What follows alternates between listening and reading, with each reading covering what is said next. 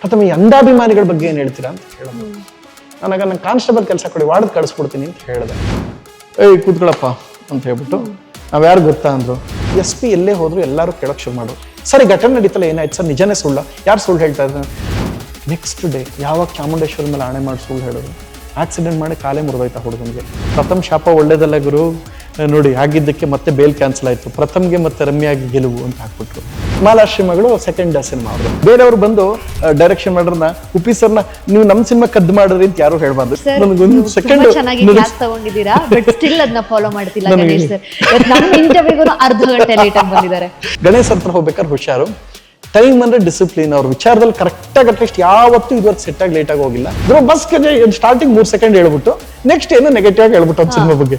ಯಶ್ ಅವ್ರಲ್ಲಿ ಒಂದೇನಂದ್ರೆ ಯಾರೇ ಕಲ್ಲು ಹೆಸರು ಎಸ್ತಿದ್ದಾರೆ ಅವ್ರಿಗೆ, ಅದನ್ನೆಲ್ಲವನ್ನು ವಾಪಸ್ ಎಸ್ತಿಲ್ಲ ಅವರು.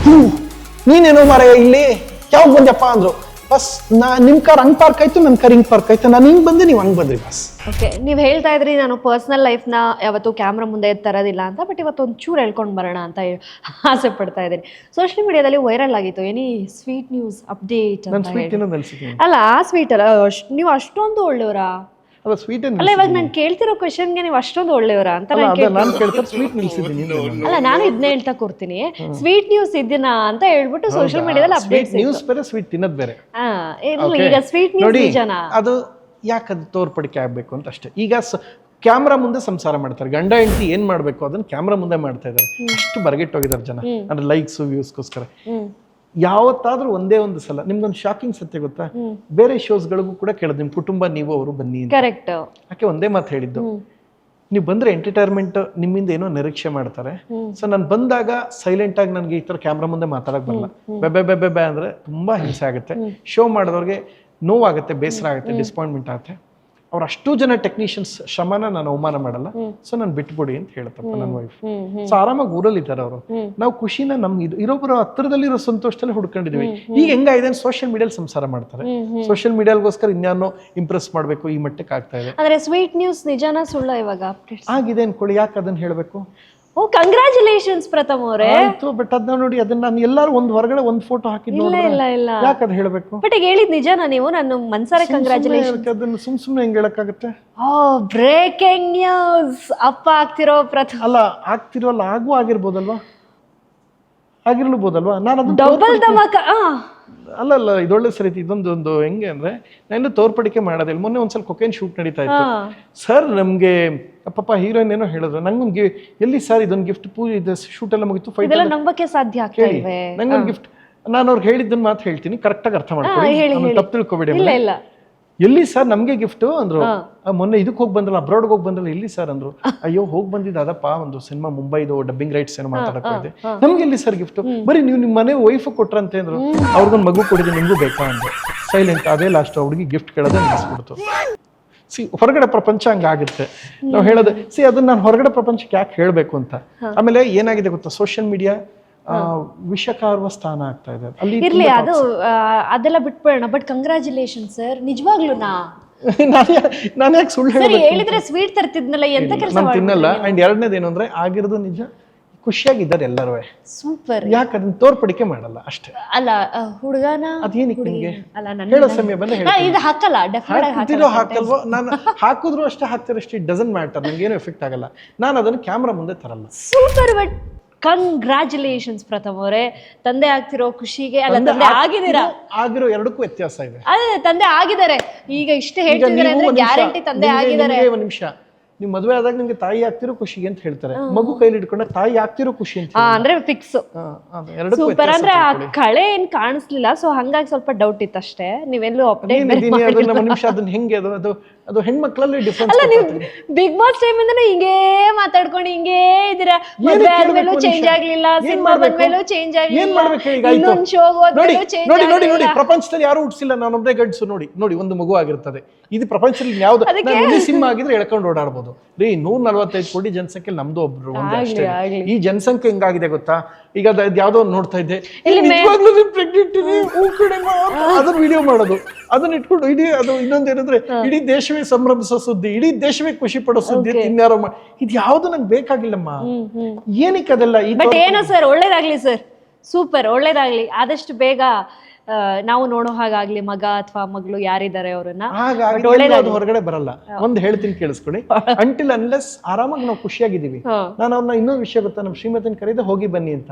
ಇವರೆಲ್ಲ ಎಷ್ಟೋ ಜನ ಅನ್ಕೊಳ್ತಾರೆ ಹೆಂಗ್ ಬದುಕ್ತಾರೆ ಇವರಿಬ್ರು ಅಂತ. ನಾನು ಜೋಕ್ ಹೇಳ್ತೀನಿ ಕೇಳಿ, ಇವತ್ತಿಗೂ ನಾನು ಅವ್ನು ಹೋಗಿ ಬನ್ನಿ ಅಂತಲೇ ಕರೆಯೋದು. ಅವ್ರು ಸೋಷಿಯಲ್ ಮೀಡಿಯಾ ಅಷ್ಟು ಯೂಸ್ ಮಾಡಲ್ಲ, ನೋಡಲ್ಲ, ಅಷ್ಟೆಲ್ಲ ಗೊತ್ತಿಲ್ಲ. ಗೌರವದಿಂದ ಏನ್ ಕಾಣ್ಬೇಕು ನಾನು ಕಂಡಿದ್ದೀನಿ. ಕ್ಯಾಮ್ರಾ ಮುಂದೆ ಯಾಕೆ ಅಂದ್ರೆ ಈಗ ಏನಾಗಿದೆ ಗೊತ್ತಾ, ಇರ್ಲಿ ಅದೆಲ್ಲ ಓಕೆ. ಒಂದು ಫೋನ್ ಕಾಲ್ ಮಾಡ್ಬಿಟ್ಟು ಹೆಂಗಿದ್ದೀರಾ ಅಂತ ಮಾತಾಡಿಸ್ಬಿಡಿ ಸಾಕು. ನನ್ನ ಜೊತೆ ಚೆನ್ನಾಗಿದ್ದಾರೆ, ಅಲ್ಲಿ ನನ್ನ ಮುಂದೆ ಒಂದು ಫೋನ್ ಕಾಲ್ ಮಾಡಿ ಮೇಡಮ್ ಏನ್ ಮಾತಾಡ್ಬೇಕು ಸುಮ್ಮನೆ ಅದೇ ನೀವೇನ್ ಮಾತಾಡ್ತೀರಾ ಅದನ್ನ ನೋಡೋಣ, ಕೇಳಿ ಹೇಗೆ ಮಗು ಏನ್ ಮಾಡ್ತಿದೆ ಕೇಳಿ. ನನ್ ನಿಜ ಇದು ಬ್ರೇಕಿಂಗ್ ನ್ಯೂಸ್ ಸರ್. ಆಯ್ತು ಕೇಳೋಣ. ಓಕೆ, ಮೇಡಮಿಗೆ ಕಾಲ್ ಮಾಡ್ತಾ ಇದ್ದಾರೆ, ರಿಂಗ್ ಆಗ್ತಾ ಇದೆ, ಅವ್ರು ನೋಡಲ್ಲ ಫೋನು. ಇರ್ಲಿ ಪರವಾಗಿಲ್ಲ, ಟ್ರೈ ಮಾಡಿದ್ರಲ್ಲಿ ಏನ್ ತಪ್ಪಿಲ್ವೇ. ಹಲೋ ಹಲೋ, ಕೇಳಿಸ್ತಾ ಇದೆಯಾ? ಊಟ ಮಾಡಿದ್ರಾ? ಹಲೋ, ಆಯ್ತು ಊಟ ಮಾಡಿ ಆಯ್ತು, ಅದನ್ನೇ ಕೇಳಿ ನಾನು ಮಾಡಿದೆ. ಎಲ್ಲ ಆರಾಮಾಗಿದ್ದೀರಾ? ಮಗು ಹುಷಾರಾಗಿದ್ಯಾ? ಸರಿ ಆಯ್ತು, ಊಟ ಮಾಡ್ಕೊಂಡು ರೆಸ್ಟ್ ಮಾಡಿ. ಅಲ್ಲ ನಾನಾ ಇಲ್ಲೇ ಸ್ನೇಹಿತರು ನೋಡೋಕ್ಕೇನು ಬಂದಿದ್ದೆ, ಒಂದು ಕಾರ್ಯಕ್ರಮ ಇತ್ತು, ಇವತ್ತೊಂದು ಇನಾಗ್ರೇಷನ್ ಇತ್ತು, ಮುಗಿಸಿ ವಾಪಸ್ ಹೋಗ್ತಾ ಇದ್ದೀನಿ. ಆ ಕಡೆ ಬರ್ತೀನಿ. ಸೊ ಒಳ್ಳೇದಾಗಲಿ, ನೀವು ಊಟ ಮಾಡ್ಕೊಂಡು ರೆಸ್ಟ್ ಮಾಡಿ. ಓಕೆ? ಅಲ್ಲ, ಊಟ ಮಾಡ್ಕೊಂಡು ರೆಸ್ಟ್ ಮಾಡಿ ಅಂದ್ರೆ ಅರ್ಥ ಆಗಲ್ಲ ಅಂದರೆ ನಾನು ಸಂಸ್ಕೃತದಲ್ಲಿ ಹೇಳ್ತಾ ಇದ್ದೀನ ಅಥವಾ ಅರೇಬಿಯನ್ ಪರ್ಷಿಯನ್ ಭಾಷೆಯಲ್ಲಿ ಹೇಳ್ತಾ ಇದ್ದೀನಿ. ಊಟ ಮಾಡ್ಕೊಂಡು ರೆಸ್ಟ್ ಮಾಡಿ ಅಂದೆ ನಿಮಗೆ. ಮಗುನ್ ನೋಡ್ಕೊಳ್ಳಿ. ಓಕೆ, ಒಳ್ಳೇದಾಗ್ಲಿ, ಹುಷಾರು. ನಾನು ಹುಷಾರಾಗೇ ಇದ್ದೀನಿ. Okay, thank you. ಮೇಡಮ್ ಒಂದು ಸೈಕ್ ಆಗಿರೋ ರೆಸ್ಪಾನ್ಸ್ ಮಾಡಿದ್ರು. ಸುಮ್ಮನೆ ಇರೋದಲ್ಲ, ರೆಸ್ಟ್ ಮಾಡೋದಲ್ಲ, ಅಲ್ಲಿ ಮಗು ನೋಡ್ಕೋಬೇಕು ಅಂತ. ನೀವ್ ಯಾವಾಗ ಮಗು ನೋಡ್ಕೊಳ್ಳೋದು ಊರಿಗೆ ಹೋಗಿ? ಅಲ್ಲ, ನೀವು ಹೇಳದಲ್ಲ, ಈಗ ನನ್ಗೆ ಆಕ್ಚುಲಿ ಕನ್ಫರ್ಮೇಶನ್ ಸಿಕ್ಕಿದೆ. ಅದಕ್ಕೆ ಯಾವ್ದು ಮೊದಲ ತರ ತೋರ್ಪಡಿಕೆ ನಂಗೆ ಯಾವ್ದು ಇಲ್ಲ. ಈಗ ಆಕ್ಚುಲಿ ಕನ್ಫರ್ಮೇಶನ್ ಸಿಕ್ತು ಮೇಡಮ್ ಮಾತಾಡಾದ್ಮೇಲೆ ಅಷ್ಟೇ. ಯಾಕೆ ಇದನ್ನ ತೋರ್ಪಡಿಕೆ ಮಾಡ್ಬೇಕು ಅಂತ. ಈಗೆಲ್ಲ ಏನಾಗಿದೆ ಗೊತ್ತಾ, ಈಗ ನನ್ ಪ್ರೆಗ್ನೆಂಟ್ ಆಗಿದ್ದ ಕಡೆ ಅಂತ ವಿಡಿಯೋ ಮಾಡ್ತಾರೆ. ಹೌದೇ, ನಿಜನೇ, ಕಂಗ್ರಾಟ್ಸ್ ಕಡೆ ಅಂತ ಇನ್ನೊಬ್ಳು ಹಂಗ್ ಮಾಡ್ತಾರೆ. ಅದಕ್ಕೆ ತಕ್ಕಂತ ಅದಕ್ಕೊಂದಷ್ಟು, ಆಮೇಲೆ ಮಗು ಆಗೋದು, ಒಂಚೂರು ಇದು ಚೇಂಜ್ ಆಗೋದು. ಇವತ್ತು ನಾನು ಹಾಸ್ಪಿಟ್ಲಿಗೆ ಹೋದೆ ಫ್ರೆಂಡ್ಸ್, ಪ್ರಪಂಚದಲ್ಲಿ ಯಾರೋ ಎತ್ತಿಲ್ಲ ನಾನು. ಇದು ಯಾಕೆ, ಇದು ಎಲ್ಲ ಏನಕ್ಕೆ ಅಂತ. ಸಮಾಜದಲ್ಲಿ ಜನ ಹೆಂಗ್ ಬದುಕ್ತಾರೆ ಹಂಗ್ ಒಂದು ದಿನ ಭಗವಂತ ಈಶ್ವರ ಕರೆದಾಗ ಹೊರಟೋಗ್ಬಿಡ್ಬೇಕು. ಈ ತೋರ್ಪಡಿಕೆಲ್ಲ ಮಾಡ್ಬಾರ್ದು. ಯಾಕೆ ಗೊತ್ತಾ, ನಂಗೆ ಸೀರಿಯಸ್ಲಿ ಹೇಳ್ತೀನಿ ಕೇಳಿ, ಪರ್ಸ್ನಲ್ ಲೈಫ್ ಎಲ್ಲ ಹೊರಗಡೆ ತರೋದಕ್ಕೊಂದು ನನಗೆ ಇಷ್ಟ ಇಲ್ಲ. ಎರಡನೇದು ಮೋಸ್ಟ್ ಇಂಪಾರ್ಟೆಂಟ್ ಇನ್ನೊಂದೇನಪ್ಪ ಅಂದರೆ, ಈಗ ಸೋಷಿಯಲ್ ಮೀಡಿಯಾ ಸ್ವಲ್ಪ ಟಾಕ್ಸಿಕ್ ಆಗ್ತಾ ಇದೆ. ಸುಮ್ಮನೆ ದ್ವೇಷ ಮಾಡೋದು ಅದೆಲ್ಲ. ಸೊ ಯಾಕೆ ಅಂದರೆ ನಮ್ಮಿಂದ ಒಳ್ಳೇದಾಗುತ್ತೋ ಇಲ್ಲೋ, ಕೆಟ್ಟದಾಗೋಂಥ ಅವಕಾಶ ನಾವು ಮಾಡ್ಕೊಡೋದು ಬೇಡ ಅಂತ. ಅದಕ್ಕೆ ನಾನೇ ಬೆಂಗಳೂರು ಬಿಟ್ಟು ಆರಾಮಾಗಿ ಅಲ್ಲಿ ಊರಲ್ಲಿ ಇದ್ದು ಬಿಡ್ತೀನಿ ಅಂತ. ಅದು ತುಂಬ ಕುಗ್ರಾಮ, ಮಾದೇಶ್ವರ ಬೆಟ್ಟದ ಹತ್ರ, ಅಲ್ಲಿ ಇದ್ದು ಬಿಡೋಣ ಅಂತ. ಅವ್ರನ್ನ ಓದ್ತಾರೆ ಅಂದರೆ ಸಿಟಿಲಿ ಓದ್ತಾರೆ, ಓದಿಸ್ಕೊಳ್ಳಿ, ನಂಗೇನು ಸಮಸ್ಯೆ ಇಲ್ಲ. ನಾನು ಹಳ್ಳಿಲಿ ಇರ್ತೀನಿ. ಇಲ್ಲಾರೋ ಈವೆಂಟಿಗೆ ಕರೆದಾಗ ಕಲರ್ಸು, ಸುವರ್ಣ, ಜಿ ಅವ್ರು ಯಾವ್ದಾರು ಶೋಕ್ ಕರೆದ್ರೆ ಹೋಗ್ತೀನಿ. ಬಿಟ್ಟು ಇನ್ನು ಮಿಕ್ಕಿದ್ದು ಊರಲ್ಲಿರೋಣ ಅಂತ. ಪಾಪಗೆ ಎಷ್ಟು ತಿಂಗಳು? ಒಂದು 2.5-3 ತಿಂಗಳು ಇರಬೇಕು. 2.5-3 ತಿಂಗಳು ಅಂದ್ರೆ 2026 ಅಲ್ಲಿ ಬಾರ್ನ್ ಆಗಿರೋದು ಪಾಪು. ಓ ಸೂಪರ್. ಯಾಕೆ ಹೇಳ್ಬೇಕದ್ನ ಅಂದ್ರೆ ನನಗೆ ಹುಡುಗನ ಹುಡುಗಿನ ಅಂತ ಗೊತ್ತಾಗಿಲ್ಲ, ಸಕ್ಕತ್ತಾಗಿರ್ತಾ ಇತ್ತು. ಅಂಡ್ ಅಲ್ಲಿ ಹೆಸರೇನಾದ್ರು ಹೇಳ್ಬೋದಾ? ಹೆಸರಿಟ್ಟಿದ್ದೀರಾ? ಹೆಸರು ಹೇಳಕ್ ಗೊತ್ತಾಗತ್ತಲ್ಲ ಜನರು. ಅಲ್ಲ ಇರ್ಲಿ ಹೇಳಿ. ಈ ಅಮೆರಿಕ ಮತ್ತೆ ಚೈನಾದಲ್ಲಿ ಬಾಯಿ ಬಿಡ್ಸಕ್ಕೆ ಪ್ರಯತ್ನ ಪಡ್ತಾ ಇದ್ದೀನಿ, ಬಟ್ ಪ್ರಥಮ ಅವ್ರ ಹತ್ರ ಬಾಯಿ ಬಿಡ್ಸೋದಷ್ಟು ಸುಲಭ ಅಲ್ಲ. ಯಾಕೆಂದ್ರೆ ಗೆದ್ದಿರೋದು ನಾನು ಹೇಳ್ತೀನಪ್ಪ, ನಾನು ಇಷ್ಟೇ ಸಿಂಪಲ್ ನೇರವಾಗಿ ಹೇಳ್ತೀನಿ. ನಾನು ಇದೆಲ್ಲ ನೋಡಿದೆ, ಇದು ಸ್ವಲ್ಪ ನನಗೆ ಒಂಚೂರು ಬೇಜಾರಿದೆ. ಏನು ಬೇಜಾರು ಅಂದರೆ, ನೀವು ಹೇಳಿದ್ರೆ ನಾನು ಈಗಲೂ ಹೋಗಿ ಎಷ್ಟೋ ಜನ ಅನ್ಕೊಳ್ತಾರೆ ಹೆಂಗೆ ಇವ್ರ ಜೊತೆ ಇರ್ತಾರಂತ. ಎಷ್ಟು ಬೇಕೋ ಅಷ್ಟೇ ಮಾತಾಡೋದು. ನೋಡಿದ್ರಲ್ಲ, ನಾನು ಅನಾವಶ್ಯಕವಾಗಿ ಅವ್ರಿಗೂ ಫೋನ್ ಮಾಡಿ ಡಿಸ್ಟರ್ಬ್ ಮಾಡಲ್ಲ. ಅವ್ರು ನೆಮ್ಮದಿ ಖುಷಿ ಮಗು ಆರಾಮಾಗಿ ಅವ್ರ ಪಾಡ್ಗೋರಿದ್ದಾರೆ. ಈ ನಮ್ಮ ಸಿನಿಮಾದ ಯಾವುದು ಈಗ ಅಟ್ಲೀಸ್ಟ್ ಹಂಗೆ ಹಾಕ್ತೆ ಅಂದರೆ ಅದಕ್ಕೂ ಒಂದಷ್ಟು ಈಗ ಏನಾಗುತ್ತೆ, ಕೆಟ್ಟ ಕಣ್ಗಳು ತುಂಬ ಜಾಸ್ತಿ ಆಗ್ತಾ ಇದೆ. ಒಳ್ಳೇದು ಮಾಡೋಕ್ಕಾಗುತ್ತೋ ಇಲ್ವೋ, ನಮ್ಮ ಕಡೆಯಿಂದ ಯಾಕೆ ತೊಂದರೆ ಮಾಡಬೇಕು, ಆರಾಮಾಗಿರ್ಲಿ ಅಂತ. ಇರ್ಲಿ ಸರ್, ಆರಾಮಾಗಿರ್ಲಿ. ವಾತಾವರಣ ವಿಷಮಯವಾದಾಗ ಬೇಡ ಅಂತ. ಆಮೇಲೆ ಸುಮ್ಮನಿದ್ರು ಬಿಡಲ್ಲ. ಸೋಷಿಯಲ್ ಮೀಡಿಯಾದಲ್ಲಿ ಹೆಂಗಾಗ್ತದೆ ಅಂದ್ರೆ, ಇನ್ನೊಂದಷ್ಟು ಕೆಟ್ಟ. ಈಗ ಎಷ್ಟೋ ಜನ ಹೇಳಿದ್ರು, ತುಂಬಾ ಜನ ಟ್ರೈ ಮಾಡಿದ್ರು, ಸಾಕು ಅಂತ ಅನ್ಸ್ ನಾನೇ ಸುಮ್ಮನಿದೆ. ನೀವು ಕೇಳಿದ್ರೆ ಹೇಳಿದ್ ನಿಮ್ಗೆ ಬರುತ್ತಾ ಭಾಷೆ ಅಂದಾಗ ನನ್ನ ಫೋನ್ ಬ್ಯಾಗಲ್ಲಿ ಯಾವಾಗಲೂ ಭಗವದ್ಗೀತೆ ಇರುತ್ತೆ. ಸೊ ಹಂಗೆ ಈಗ ಯಾವುದನ್ನ ನಾನು ಪ್ರೂವ್ ಮಾಡ್ಕೊಳಕೋಲ್ಲ. ಇಲ್ಲ ಇದು ಹಿಂಗೆ ಬೇಕಾದ್ರೆ ತೋರಿಸ್ತೀನಿ ನೋಡಿ ಅಂತ ಇಷ್ಟೊತ್ತು ಬೇರೆಯವ್ರಾಗಿರ್ ಹಾಕಿ ಸೋಷಿಯಲ್ ಮೀಡಿಯಲ್ಲಿ ಸಂಸಾರ ಮಾಡ್ತಾ ಇದ್ರು. ಅದ್ಯಾವುದು ನಾನು ಎಷ್ಟೋ ಜನ ಅನ್ಕೊಳ್ತಾರೆ ಹೇಗಿರ್ತಾರೆ, ಇದೀವಲ್ಲ ಚೆನ್ನಾಗಿ, ಚೆನ್ನಾಗಿ ಎಷ್ಟು ಬೇಕಷ್ಟೇ ಹೆಚ್ಚು. ನಾನು ಅವ್ರ ಹತ್ರ ಹೆಚ್ಚು ಮಾತಾಡಲ್ಲ, ಕಡಿಮೆ. ಆಯೋರ್ ಆರೋಗ್ಯ ಐಶ್ವರ್ಯ ಎಲ್ಲ ಕೊಡ್ಲಿ, ಪಾಪುಗೆ ಅಮ್ಮಗೆ ನಿಮ್ಗೆ ಎಲ್ಲ ಚೆನ್ನಾಗಿರ್ಲಿ ಅನ್ನೋ ಕಾರಣಕ್ಕೆ ನಾನು ಆರಾಮಾಗಿ ಏನ್ ಬೇಕೋ ವ್ಯವಸ್ಥೆ ಮಾಡಿದೀನಿ. ಎಲ್ಲ ಅನ್ಕೊಳ್ತಾರೆ ಇವ್ರ ಜೊತೆ ಹೆಂಗಿರ್ತಾರೆ ಅಂತ. ನಾನು ಯಾವಾಗ ನೋಡಿ ಹೋಗಿ ಊಟ ಮಾಡಿದ್ರ ಸರಿ ರೆಸ್ಟ್ ಮಾಡಿ ಅಷ್ಟೇ, ಇನ್ನೇನು ಹೇಳಲ್ಲ. ಯಾಕೆ ಬೇರೆ ಇನ್ನೇನಿಗೆ ಬೇಕು, ಇನ್ನೇನ್ ಬೇಕು ಈಗ?